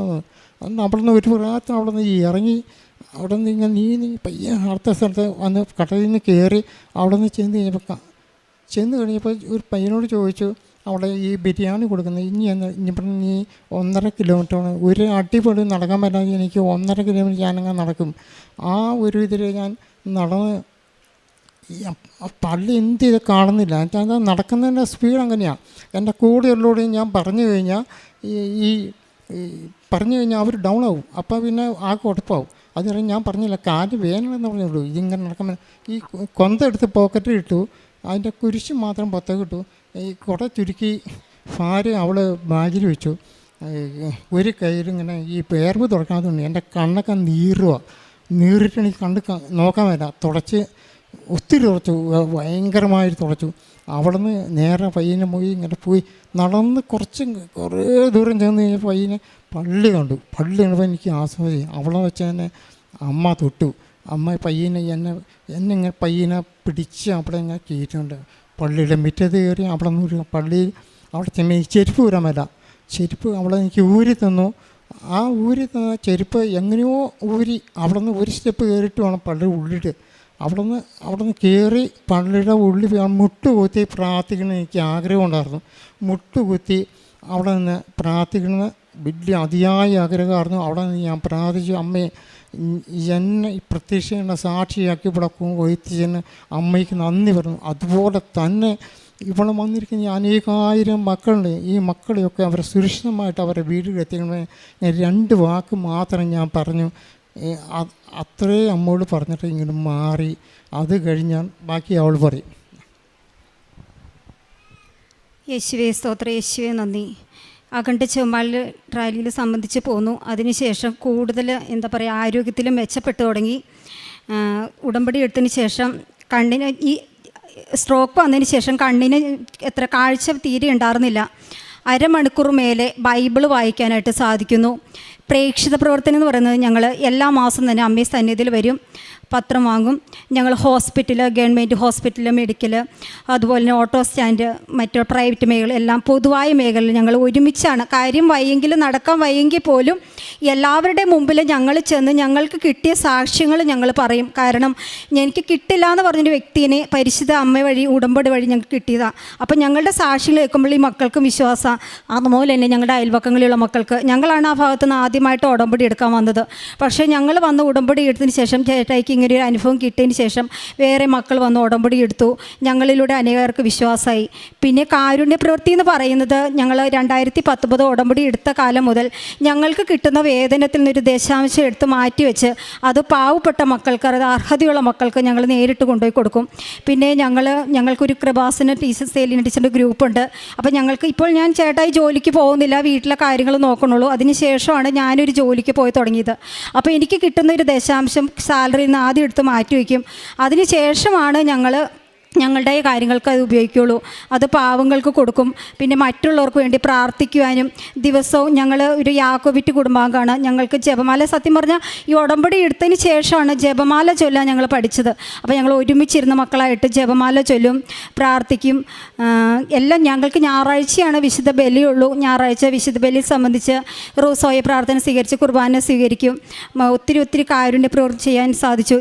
ഇത്രയേറെ അനുഗ്രഹങ്ങൾ തന്ന ഈശോയ്ക്കും അമ്മയ്ക്കും കോടാനുകോടി നന്ദി അർപ്പിക്കുന്നു. ഞാൻ നിനക്ക് വീണ്ടും ആരോഗ്യം നൽകും, നിന്റെ മുറിവുകൾ സുഖപ്പെടുത്തും.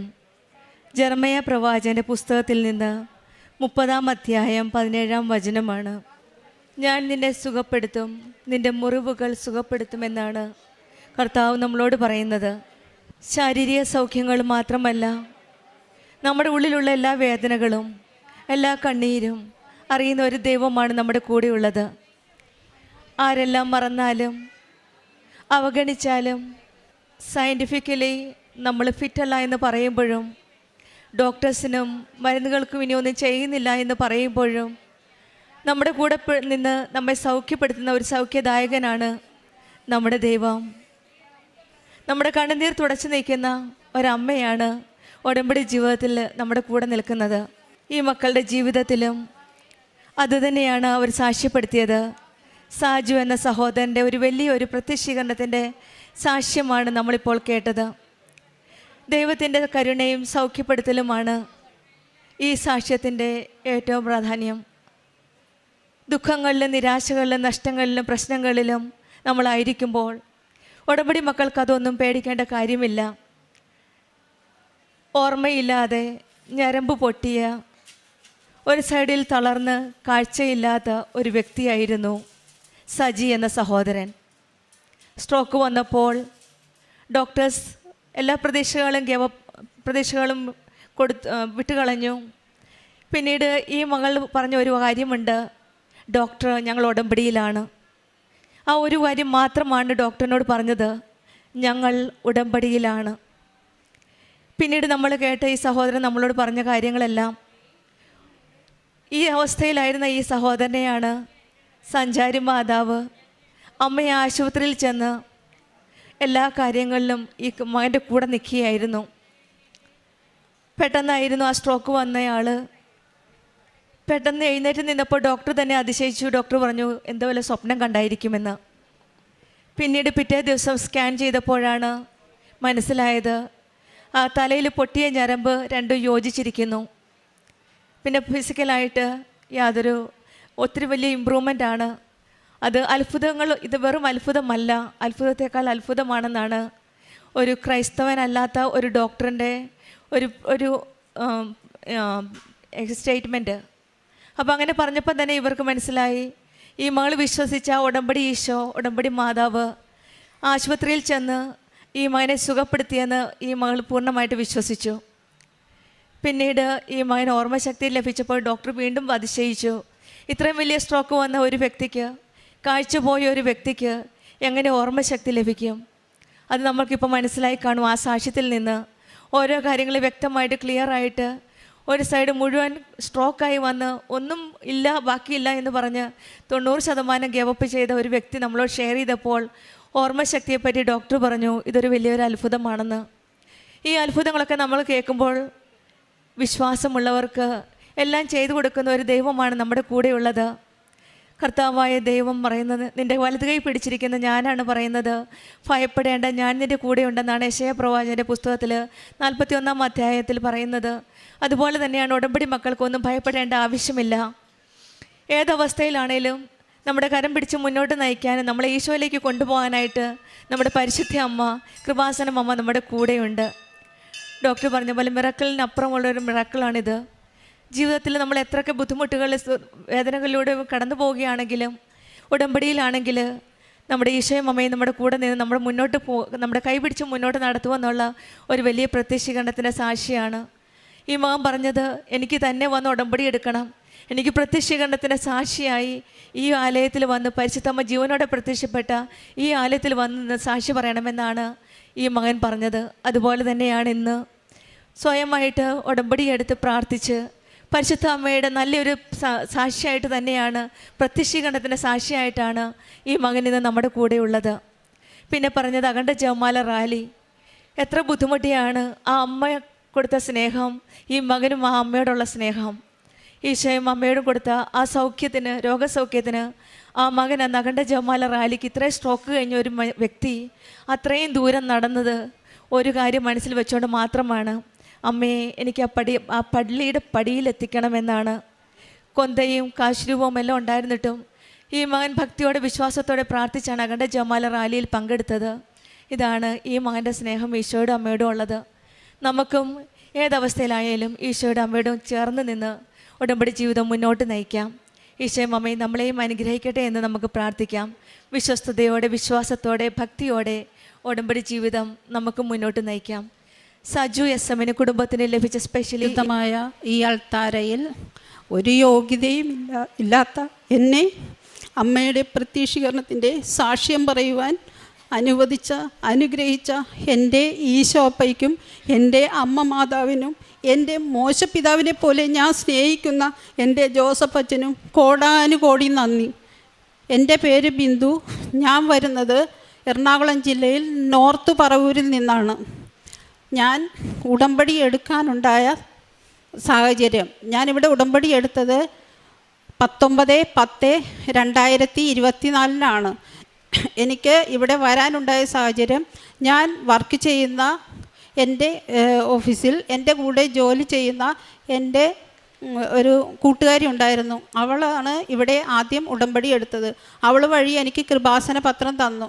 പക്ഷേ ഞാൻ ആ പത്രം വായിച്ചില്ല. ഞാൻ എൻ്റെ മേശയുടെ ഒരു സൈഡിൽ ഞാൻ മാറ്റി വെച്ചു. എനിക്ക് വായിക്കാൻ മനസ്സ് വന്നില്ല. ഞാൻ അച്ഛൻ്റെ യൂട്യൂബിൽ ഇടയ്ക്ക് ടോക്കുകൾ വരുമെങ്കിലും എനിക്കത് ഇഷ്ടമല്ലായിരുന്നു. ഞാൻ എൻ്റെ അച്ഛനെ ഞാൻ തള്ളി പറഞ്ഞിട്ടുണ്ട്. അതുപോലെ ഇപ്പോൾ ഞാൻ കോടാനുകൂടി മാപ്പ് ചോദിക്കുന്നു. പിന്നെ എനിക്ക് അങ്ങനെ ഞാൻ ഫ്രീ ആയിരുന്നപ്പോൾ എനിക്ക് തോന്നി അത് വായിക്കണമെന്ന്. ഞാനങ്ങനെ ഓരോ സാക്ഷ്യങ്ങളും വായിച്ചു. അപ്പോഴാണ് മനസ്സിലായത് നമ്മൾ കൃപാസനത്തെക്കുറിച്ച് അറിയുന്നത് സാക്ഷ്യങ്ങളിലൂടെയാണെന്ന്. കാരണം അതിലെ സാക്ഷ്യങ്ങളെല്ലാം അനുഭവങ്ങളായിരുന്നു ഓരോരുത്തരും പങ്കുവച്ചിരുന്നത്. അപ്പോൾ എനിക്ക് വിശ്വാസം വർദ്ധിച്ചു. അപ്പോൾ എനിക്ക് ഇവിടെ അക്രൈസ്തവയാണ് ഞാൻ, എനിക്കിവിടെ വരണമെന്ന് വളരെ ആഗ്രഹം. അപ്പോൾ ഒരു ദിവസം ഞാൻ വെറുതെ എങ്കിലും എൻ്റെ ഭർത്താവിനോട് പറഞ്ഞ് എനിക്ക് കൃപാസനത്തിൽ പോകണമായിരുന്നു, പക്ഷേ എനിക്ക് അറിയില്ല അത് എവിടെയാണെന്ന്. അപ്പോൾ വേഗം എൻ്റെ ഭർത്താവ് പറഞ്ഞു അതിനെന്താ ഞാൻ കൊണ്ടുപോകാമെന്ന്. അങ്ങനെയാണ് ഞാൻ ഈ കൃപാസനത്തിൽ വന്ന് ഉടമ്പടി എടുത്തത്. അങ്ങനെ ഞാൻ ഇവിടെ വന്ന് ഉടമ്പടി എടുത്തു, നിയോഗം എഴുതി. പക്ഷേ ആ നിയോഗം എന്താണെന്ന് പോലും ഞാൻ ശ്രദ്ധിച്ചിട്ടില്ല. ഞാൻ പണ്ട് മുതലേ യേശുവിനെ സ്നേഹിക്കുന്ന ഒരാളാണ്.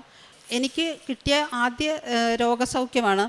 കാരണം എനിക്ക് ആദ്യ ഉടമ്പടിയിൽ തന്നെ എൻ്റെ ബ്രസ്റ്റിൽ എനിക്ക് തടിപ്പും ഈ കഷത്തിലും തടിപ്പ് പോലെ വന്നായിരുന്നു. അപ്പോൾ ആ തടിപ്പ് വന്നപ്പോൾ എനിക്ക് ഭയങ്കര പേടിയായി. കാരണം എൻ്റെ കൂട്ടത്തിലുള്ള ഒരു റിലേറ്റീവിന് ഇതുപോലെ വന്ന് മരണപ്പെട്ടതാണ്. അപ്പോൾ എനിക്ക് പേടിയായി. അപ്പം ഞാൻ എൻ്റെ മരുമോള് എൻ്റെ മോൻ്റെ കൂടെ ഗൾഫിലായിരുന്നു. അപ്പോൾ വന്നപ്പോൾ എന്നെ കൊണ്ടുപോയി അപ്പോൾ സർജനെ കാണിച്ചപ്പോൾ മാമോഗ്രാം ചെയ്യണമെന്ന് പറഞ്ഞു, 2 ബ്രസ്റ്റും ചെയ്യണമെന്ന് പറഞ്ഞു. അങ്ങനെ ഞാൻ 2 ബ്രസ്റ്റും മാമോഗ്രാം ചെയ്യാൻ പോകുന്നതിന് മുമ്പ് ഞാൻ തൈലം ഞാൻ പുരട്ടുമായിരുന്നു. ഉപ്പ് ഞാൻ ചൂടുവെള്ളത്തിൽ ചെറുതായിട്ട് രാവിലെ എണീക്കുമ്പോൾ തന്നെ ഞാൻ കഴിക്കുമായിരുന്നു. തേനും കഴിക്കുമായിരുന്നു. അപ്പം ഞാൻ ഈ തൈലം ഞാൻ പുരട്ടിയിട്ടുണ്ടായിരുന്നു. പക്ഷേ അവരത് തുടച്ച് കളഞ്ഞു.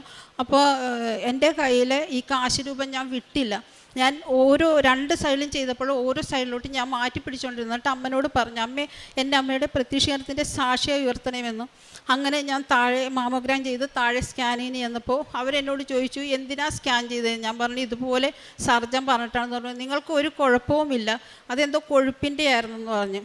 അതുപോലെ തന്നെ അതിന് മുന്നേ വർഷങ്ങളായിട്ട് എൻ്റെ വയറ്റിൽ മുഴകൾ ഉണ്ടായിരുന്നു. ഓരോ സ്കാൻ കഴിയുമ്പോഴും ഫോളോ അപ്പ് ചെയ്യണമെന്ന് പറയുമായിരുന്നു. അപ്പോൾ എൻ്റെ വയറ് വല്ലാതെ വീർത്തിരിക്കുമായിരുന്നു. അപ്പോൾ ഈ സമയത്ത് എൻ്റെ ഈ മാമോഗ്രാം ചെയ്യുന്ന സമയത്ത് തന്നെ ഞാൻ ആ സ്കാൻ റിസൾട്ട് കാണിച്ചപ്പോൾ സർജനോട് പറഞ്ഞു എൻ്റെ വയറ്റിൽ ഇതുപോലെ ഉണ്ട്.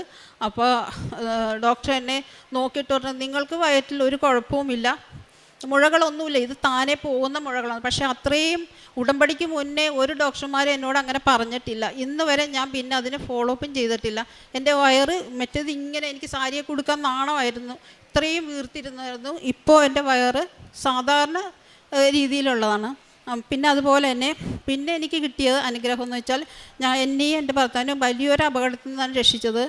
ഞാനും ഭർത്താവും കലൂരാണ് വർക്ക് ചെയ്യുന്നത്. അപ്പോൾ ഒന്നിച്ചാണ് ഞങ്ങൾ തിരിച്ചു പോരുന്നത്. ഞങ്ങൾ കണ്ടെയ്നർ വഴിയാണ് വരുന്നത്. അപ്പോൾ ഇലക്ട്രിക് സ്കൂട്ടറാണ്. ഞങ്ങൾ ബോൾഗാട്ടിൽ നിന്ന് 2-ാം പാലം കയറിയപ്പോൾ വലിയൊരു കണ്ടെയ്നർ. അപ്പോൾ ഞങ്ങൾ ചേട്ടനപ്പോൾ ഓവർടേക്ക് ചെയ്യാൻ വേണ്ടി പുറകെ കാറുകൾ വരുന്നുണ്ട്, ഓവർടേക്ക് ചെയ്യാൻ വേണ്ടി കയറിയതാണ്. പക്ഷേ നടുക്കെത്തിയപ്പോഴത്തേക്കും ഈ ബെൽറ്റ് പൊട്ടിപ്പോയി. ആദ്യത്തെ അനുഭവമാണ്. അപ്പം ഞങ്ങൾക്ക് അറിയില്ല, പെട്ടെന്ന് സ്റ്റക്കായി വണ്ടി. ചേട്ടന് അങ്ങോട്ടും ഇങ്ങോട്ടും ഉരുട്ടാൻ പറ്റുന്നില്ല, പുറകെ നിന്ന് കാറുകൾ വരുന്നു. പക്ഷേ ആ ഒരനുഭവം എനിക്ക് മറക്കാൻ പറ്റില്ല. ഒരു അപകടം കൂടാതെ എൻ്റെ ഹസ്ബൻഡിന് ആ വണ്ടി സൈഡിലോട്ട് ഒതുക്കാൻ പറ്റി. പിന്നെ 5-8 കിലോമീറ്റർ വേണം മഞ്ഞുമക്കവലിലെത്താൻ. ഞാനപ്പോൾ ഭയങ്കര വിഷമിച്ചു. മഴയും പൊടിയുന്നു. അവിടെ നിന്ന് നമുക്ക് വണ്ടി വെക്കാനുള്ള സൈഡില്ല. അവിടെയുള്ള ആൾക്കാർക്ക് അറിയാൻ പറ്റും. അപ്പം ഞാൻ പ്രാർത്ഥിച്ചു, എൻ്റെ അമ്മേ, ഞാൻ കരഞ്ഞു. എൻ്റെ കണ്ണിൽ നിന്ന് കണ്ണീര് വന്ന് ഒഴുകിക്കൊണ്ടിരിക്കും. ഞാൻ പറഞ്ഞു, അമ്മേ ഞാൻ ഉടമ്പടിയിലല്ലേ അമ്മേ. എന്നിട്ട് അത് പറഞ്ഞ് ഞാനിങ്ങനെ നടന്നു.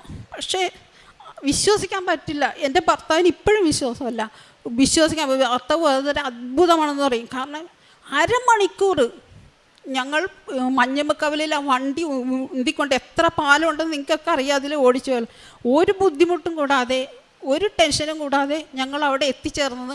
ആ വണ്ടി കൊണ്ടുപോയി വെക്കാൻ ചെന്നപ്പോഴും ഞാൻ പെട്ടെന്ന് ആ വീടിൻ്റെ അകത്തോട്ട് നോക്കിയപ്പോൾ വലിയൊരു മാതാവിൻ്റെ ഒരു ഫോട്ടോ. ഞാനപ്പോൾ പറഞ്ഞ്, സജി നമ്മൾ മാതാവിൻ്റെ അടുക്ക മാതാവാണ് നമ്മളെ കൊണ്ടുവന്ന. ഒരാഴ്ച ആ വണ്ടി അവിടെ വെച്ചിട്ടാണ് ഞങ്ങളത് എടുത്തത്.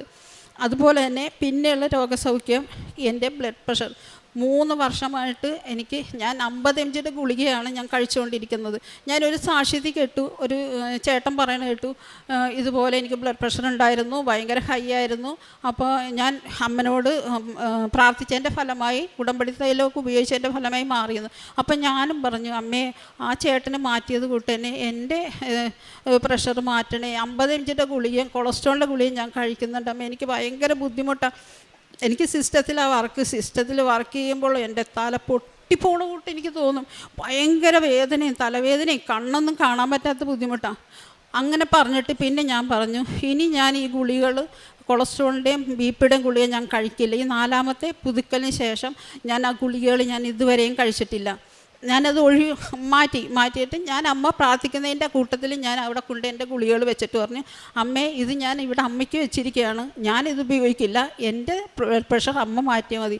ഞാൻ അതിന് മരുന്നായിട്ട് കാണുന്നത് വെളുപ്പിനെ ഞാൻ അച്ഛൻ്റെ പ്രാർത്ഥന കഴിയുമ്പോൾ ഞാൻ ആ തൈലം നെറ്റിയിലും എൻ്റെ അതായത് ഉച്ചി മുതൽ ഉള്ളംകാൽ വരെ എന്ന് ജോസഫ് അച്ഛൻ പറയും. അപ്പോൾ ഞാൻ ഉച്ചിയിലും ഉള്ളംകാലിലും ഞാൻ പുരട്ടി ഞാൻ പ്രാർത്ഥിക്കും. അത് കഴിഞ്ഞ് തേൻ കുടിക്കും. അത് കഴിഞ്ഞ് ഞാൻ ആദ്യം കഴിക്കുന്നത് ചൂടുവെള്ളത്തിൽ ഉപ്പിട്ടിട്ട്, പ്രഷറിന് ഉപ്പ് പാടില്ലെന്നാണ് പറയുന്നത്, പക്ഷേ ഞാൻ കഴിക്കുന്ന മരുന്ന് ഉപ്പിട്ടിട്ട് ഞാൻ ആ വെള്ളം കുടിക്കും.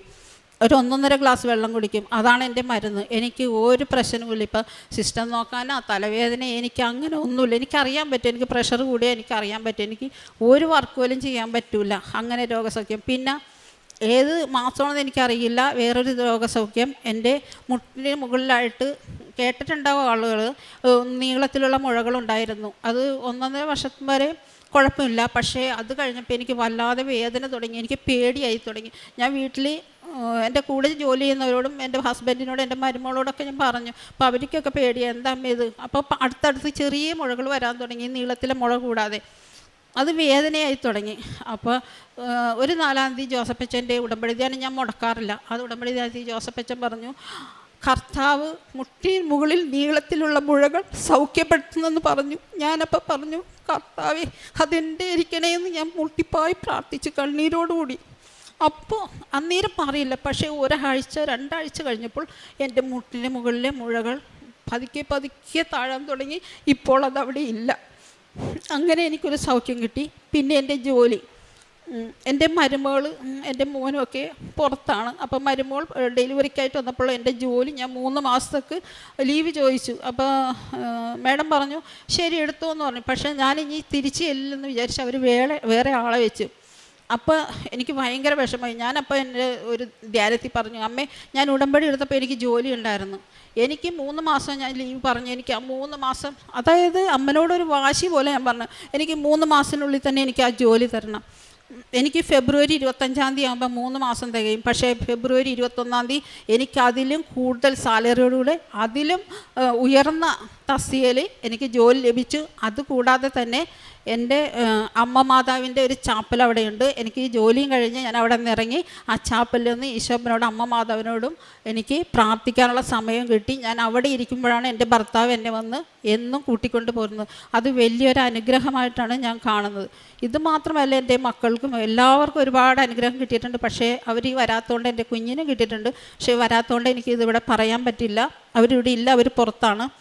പ്രേക്ഷിത പ്രവർത്തനം എന്ന് പറഞ്ഞാൽ ഞാൻ എല്ലാവർക്കും പത്രം കൊടുക്കും. ഞാൻ പ്രാർത്ഥിച്ച് ഉപ്പ് ഞാൻ വിതറിയിട്ട് ഞാൻ പറയും, അമ്മേ അർഹതപ്പെട്ടവരുടെ കയ്യിൽ തന്നെ ഇത് കിട്ടണേ, അവരിതെല്ലാം വായിച്ച് നോക്കണം, എന്നെപ്പോലെ ആദ്യം തട്ടിക്കളയരുതേ, ഇത് എന്നെപ്പോലെ ആകരുതേ, ആദ്യമേ കിട്ടുന്ന അനുഗ്രഹം അവർക്ക് കൊടുക്കണേ, എല്ലാ മക്കളുടെയും പ്രാർത്ഥന അമ്മ കേൾക്കണമേ എന്ന് ഞാൻ എന്നും പ്രാർത്ഥിച്ച് കൊടുക്കും.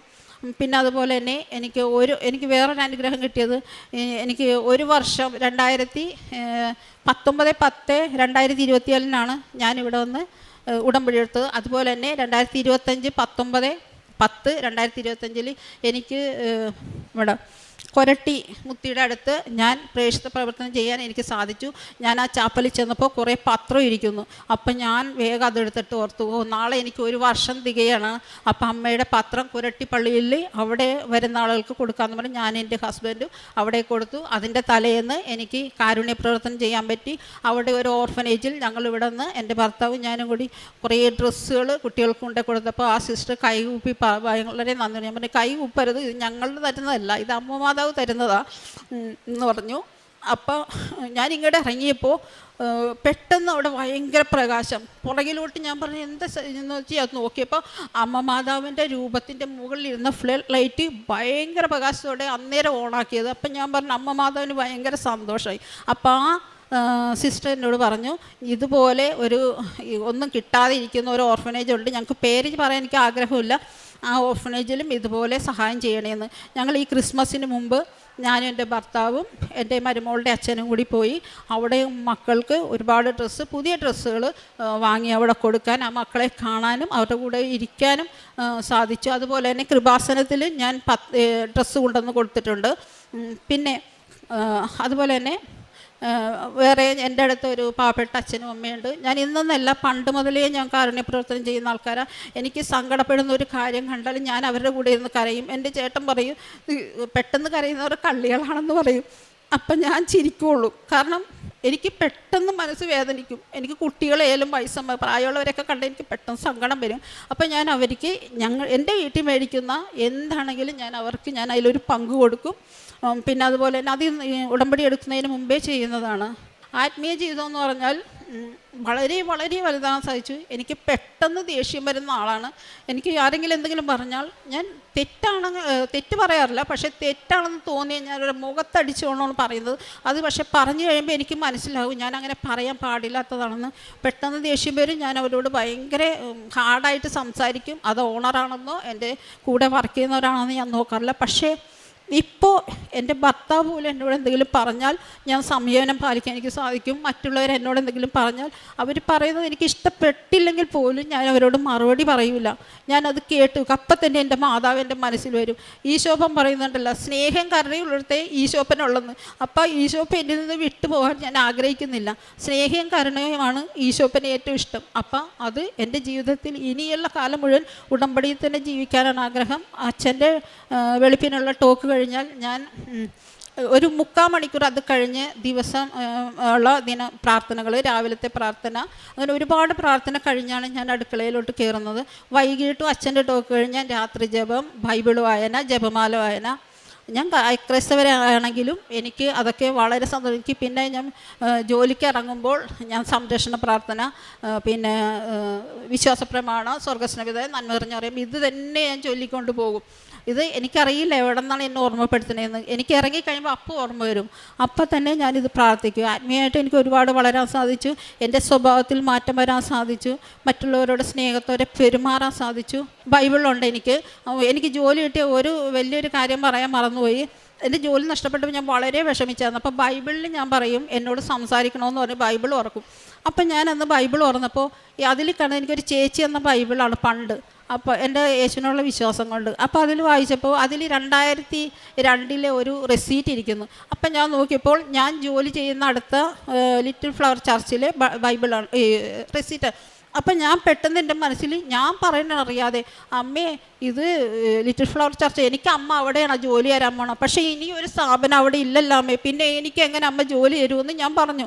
പക്ഷേ ആ 21 അതിന് ഒരു 18-ാം തീയതി ഞാൻ ഇത് 5 മിനിറ്റുള്ള ഈ ധ്യാനത്തിൻ്റെ ഇടയ്ക്ക് പറഞ്ഞു. എനിക്ക് 5 മിനിറ്റുള്ള ഈ വചനം കഴിഞ്ഞതിന് മുമ്പ് തന്നെ എനിക്ക് മറുപടി അമ്മ തന്നെന്ന് പറഞ്ഞപ്പോൾ ആ ധ്യാനത്തിൻ്റെ ഒരു 5 മിനിറ്റ് പോലും ആയില്ല, എനിക്കൊരു കോൾ വന്നു. ഞാൻ എഴുതി വെച്ചൊരു പേരുണ്ട്, പേര് പറയാൻ ആഗ്രഹിക്കുന്നില്ല, പക്ഷേ ആ പേരിനോട് സാമ്യമുള്ള ഒരു പേര്, വലിയൊരു സ്ഥാപനം, 30-35 വർഷമായിട്ടുള്ള സ്ഥാപനത്തിൽ നിന്ന് എന്നെ വിളിച്ചത്, ഇൻ്റർവ്യൂവിൽ അറ്റൻഡ് ചെയ്തത്. അപ്പോൾ എനിക്ക് അത്ഭുതമായിട്ട് തോന്നിയത് ആ 16-ാം തീയതി, എനിക്ക് 21-ാം തീയതിയാണ് ഞാൻ അവിടെ ജോലി കയറുന്നത്. ആ 16-ാം തീയതി ഞാൻ ജോലി ചെയ്യുന്ന സ്ഥാപനത്തിൻ്റെ അടുത്ത്, ലിറ്റിൽ ഫ്ലവർ ചർച്ചിൻ്റെ അടുത്ത് പുതിയതായിട്ടൊരു സ്ഥാപനം തുടങ്ങി. 21-ാം തീയതി ഞാൻ അവിടെ ജോയിൻ ചെയ്തു. അമ്മയുടെ ഏറ്റവും വലിയ അത്ഭുതമാണെന്ന് ഞാനിത് പറയുള്ളൂ. കാരണം നിങ്ങളെന്നെ ഒന്ന് ആലോചിച്ച് നോക്കിയേ, ഞാൻ അത്രയും 3 മാസമേ ഞാൻ അവിടെ നിന്ന് പോന്നിട്ട്, പക്ഷേ അവിടെ അങ്ങനെ ഒരു സ്ഥാപനം ഉയരുന്നത് പോലും എനിക്കറിയാൻ പാടില്ലായിരുന്നു. അവിടെ നിന്ന് അങ്ങോട്ട് തിരിഞ്ഞ് നടക്കുന്നിടത്ത് എനിക്ക് അമ്മയുടെ അടുത്ത്, ആ ജോലി സ്ഥലത്തടുത്ത് അമ്മയുടെ ചാപ്പലും തന്ന് എനിക്ക് എന്നും അമ്മയുടെ പ്രാർത്ഥിക്കാനും ഈശോപ്പനോടും പ്രാർത്ഥിക്കാനും കൃപ തന്ന് എനിക്കറിയാം എനിക്ക് ഒരുപാട് ദൈവാനുഗ്രഹങ്ങൾ എനിക്ക് കിട്ടിയിട്ടുണ്ട്. ഞാൻ മനസ്സുരുകി കരഞ്ഞ് പ്രാർത്ഥിച്ചപ്പോൾ എനിക്ക് പറഞ്ഞ് വിശ്വസിക്കുന്ന അറിയില്ല. ഞങ്ങൾ വില്ലകളിലാണ് താമസിക്കണം. അപ്പം ഞങ്ങളുടെ വില്ലകളിൽ ആരും പ്രാവിനെ വളർത്തുന്നില്ല. അപ്പം ഞാനിങ്ങനെ കണ്ണീരോടെ ഇങ്ങനെ കുമ്പിട്ടിരുന്ന് വിളക്ക് വെച്ചിട്ട് ഞാനിങ്ങനെ ഭയങ്കര ചെറുകടി ശബ്ദം. അപ്പം ഞാൻ പെട്ടെന്ന് ഇങ്ങനെ തലപൊക്കി നോക്കിയപ്പോൾ എൻ്റെ നേരെ ഓപ്പോസിറ്റുള്ള വീടിൻ്റെ മുകളിൽ 3 പ്രാവുകൾ, ഒരു വെള്ള ചെറിയ പ്രാവും വേറെ 2 പ്രാവും, അതെന്നെ ഇങ്ങനെ നോക്കിയിട്ട് പെട്ടെന്ന് തന്നെ ഭയങ്കര ചെറുകടി ശബ്ദത്തിൽ പറന്നുപോയി. അപ്പോൾ എൻ്റെ പെട്ടെന്ന് മനസ്സിൽ വന്നത്, ഞാനിങ്ങനെ പറഞ്ഞു, എൻ്റെ ഔസേപ്പിതാവും എൻ്റെ മാതാവും എൻ്റെ ഈശോപ്പയും എൻ്റെ അടുത്ത് വന്നതാണ്. ഞാനതെല്ലാവരോടും പറഞ്ഞായിരുന്നു. പിന്നെ ഇതുപോലെ ഒരുപാട് അനുഗ്രഹങ്ങൾ എനിക്ക് തന്നിട്ടുണ്ട്. അത് ചെറുതും അതിവിടെ പറയാനായിട്ട് സമയപരിധി മൂലം ഞാൻ പറയുന്നില്ല. നിങ്ങളോട് ഓരോരുത്തരോടും എനിക്ക് പറയാനുള്ളത്, അമ്മയെ മനസ്സുരുകി വിളിച്ചാൽ നമ്മുടെ മുന്നിൽ പ്രത്യക്ഷപ്പെടുന്ന ഒരു അമ്മയെയാണ് നമുക്ക് ജോസഫച്ചൻ തന്നിരിക്കുന്നത്. ജോസഫച്ചൻ്റെ 40 വർഷത്തെ പുരോഹിത ജീവിതത്തിൽ നമുക്ക് തന്ന ഏറ്റവും വലിയ പുണ്യമാണ് നമ്മുടെ ജീവനുള്ള അമ്മ. എനിക്ക് ഒരുപാട് അത്ഭുതങ്ങൾ തന്നിട്ടുണ്ട്. പക്ഷേ ആ അത്ഭുതങ്ങളൊന്നും ഇവിടെ ഇപ്പോൾ പ്രസക്തമല്ല. കാരണം അതിലും വലിയ അത്ഭുതങ്ങളാണ് ഇവിടെ നടന്നുകൊണ്ടിരിക്കുന്നത്. അതുകൊണ്ട് ഇത്രയും അനുഗ്രഹങ്ങൾ തന്ന, ഇനിയും എനിക്ക് ഈ ഉടമ്പടിയിൽ തന്നെ ജീവിക്കാനാണ് ആഗ്രഹം. ഇത്രയും അനുഗ്രഹങ്ങൾ തന്ന എൻ്റെ അമ്മ മാതാവിനും എൻ്റെ ഈശോപ്പയ്ക്കും എൻ്റെ മോശപിതാവിനെ പോലും ഞാൻ സ്നേഹിക്കുന്ന എൻ്റെ ജോസഫ് അച്ഛനും കോടാനുകോടി നന്ദി. സങ്കീർത്തനം 23:4 പറയുന്ന ഇപ്രകാരമാണ്: മരണത്തിന് നിഴൽ വീണ താഴ്വരയിലൂടെയാണ് ഞാൻ നടക്കുന്നതെങ്കിലും അവിടുന്ന് കൂടെ ഉള്ളതിനാൽ ഞാൻ ഭയപ്പെടുകയില്ല. അങ്ങയുടെ ഊന്നുവടിയും ദണ്ടും എനിക്ക് ഉറപ്പേകുന്നു. മനുഷ്യജീവിതത്തിൽ ഭയപ്പെടുന്ന ഘടകങ്ങളാണ് രോഗവും നഷ്ടവും അപകടങ്ങളും അനിശ്ചിതത്വങ്ങളുമെല്ലാം. എന്നിവയൊക്കെയാണ് മരണത്തിൻ്റെ നിഴലുകൾ നമ്മുടെ ജീവിതത്തിലുള്ളത്. ആ താഴ്വരയിലൂടെ യാത്ര ചെയ്യുമ്പോഴാണ്, അത്തരമൊരു ഇരുണ്ട അവസ്ഥയിലൂടെ പോകേണ്ടി വരുമ്പോഴാണ് പലപ്പോഴും നമ്മൾ ദൈവത്തെ തിരക്കുന്നത്. ഈ അവസ്ഥകളിൽ കൂടി പോകേണ്ടി വന്നാലും ദൈവം നമുക്കൊപ്പം ഉണ്ടെന്നുള്ള ഉറച്ച വിശ്വാസമാണ് ഉടമ്പടി മക്കൾക്ക് ഉടമ്പടി ജീവിതത്തിൽ ലഭിക്കുന്നത്. ജീവിതത്തിലെ ഏറ്റവും കഠിനവും ഇരുണ്ട സമയങ്ങളിലും ദൈവ സാന്നിധ്യം നമ്മെ സംരക്ഷിക്കുകയും ആശ്വസിപ്പിക്കുകയും നയിക്കുകയും ചെയ്യുന്നു എന്നുള്ള പൂർണ്ണ വിശ്വാസമാണ് ഉടമ്പടി ജീവിതം. ദൈവം നമ്മോടൊപ്പം ഉണ്ടെന്ന ഉറപ്പ്, പരിശുദ്ധ അമ്മയുടെ സംരക്ഷണം നമ്മുടെ കൂടെയുണ്ടെന്നുള്ള ഒരു അനുഗ്രഹം, ഇതുതന്നെയാണ് ഈ അക്രൈസ്തവ മകളായ ബിന്ദു സജി നമ്മളോട് ഷെയർ ചെയ്തത്. പരിശുദ്ധ അമ്മയെ ആദ്യമായിട്ടറിയുന്നത് ഒരു ചെറിയ പത്രത്തിൽ കൂടിയാണ്. ആദ്യം അത് തിരസ്കരിച്ചെങ്കിലും പിന്നീട് മകൾക്ക് മനസ്സിലായി, എന്തോ ഉള്ളിൽ നിന്നുള്ള ഒരു പ്രചോദനമായി ആ പത്രം വായിച്ചപ്പോഴാണ് മനസ്സിലാക്കിയത് സാക്ഷ്യങ്ങളെല്ലാം അനുഭവങ്ങളാണെന്ന്.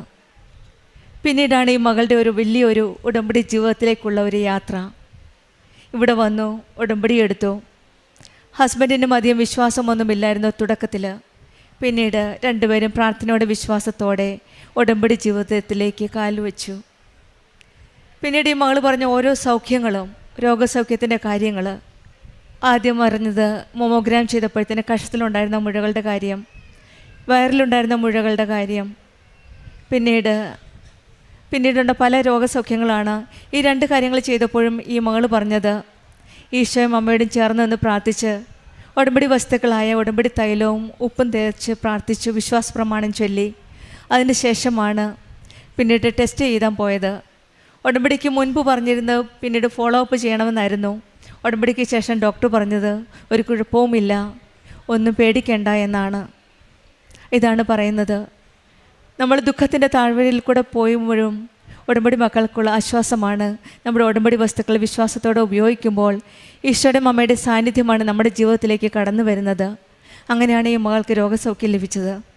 പിന്നീടുണ്ടായിരുന്ന ധ്യാനത്തിൽ പറഞ്ഞത്, അച്ഛൻ തന്നെ പറഞ്ഞു, കാലിൻ്റെ മുട്ടിലുണ്ടായിരുന്ന നീളത്തിലുള്ള ഒരു മുഴ അത് ഡിസപ്പിയർ ആവുന്നു എന്നാണ്, രോഗസൗഖ്യം ലഭിക്കുന്നു എന്നാണ്. ഈ മകള് 1.5 വർഷമുണ്ടായിരുന്ന ആ മുഴകൾ മാറുവാനായിട്ട് വിശ്വാസത്തോടെ പ്രാർത്ഥിച്ചു, ഉടമ്പടി വസ്തുക്കൾ ഉപയോഗിച്ചു. അച്ഛൻ അന്ന് പറഞ്ഞ ദിവസം ഈ മകൾ വീണ്ടും പ്രാർത്ഥിച്ചു. പിന്നീട് ഒരാഴ്ചയ്ക്ക് ശേഷമാണ് 1.5 വർഷമുണ്ടായിരുന്ന ആ മുട്ടിനുണ്ടായിരുന്ന മുഴകളും രോഗസൗഖ്യമായി മുഴുവനായിട്ടങ്ങ് മാറ്റി തന്നത്. ഇതാണ് സമയച്ചുരുക്കത്തിൻ്റെ അമ്മ. എത്ര വർഷങ്ങളുടെ കണക്കുകളല്ല അമ്മ നോക്കുന്നത്, നമ്മുടെ വിശ്വാസത്തിൻ്റെ കണക്കാണ് നോക്കുന്നത്. നമുക്ക് എത്ര വിശ്വാസമുണ്ട്, നമ്മുടെ വിശ്വാസം എത്ര ആഴത്തിലാണ് എന്നാണ് നോക്കിയാണ് ഈ മകളുടെ വിശ്വാസത്തോടെ പ്രാർത്ഥിച്ചപ്പോഴാണ് ഈ മകൾക്ക് ആ രോഗസൗഖ്യം ലഭിച്ചത്. പിന്നീട് ഈ മകൾ പറഞ്ഞത് BP-നുള്ള അസുഖമാണ്. അതോ ഈ മകൾ പറഞ്ഞ് സത്യത്തിൽ ഉപ്പ് ഉപയോഗിക്കാൻ പാടില്ലാത്ത ഒരു അസുഖമാണ്.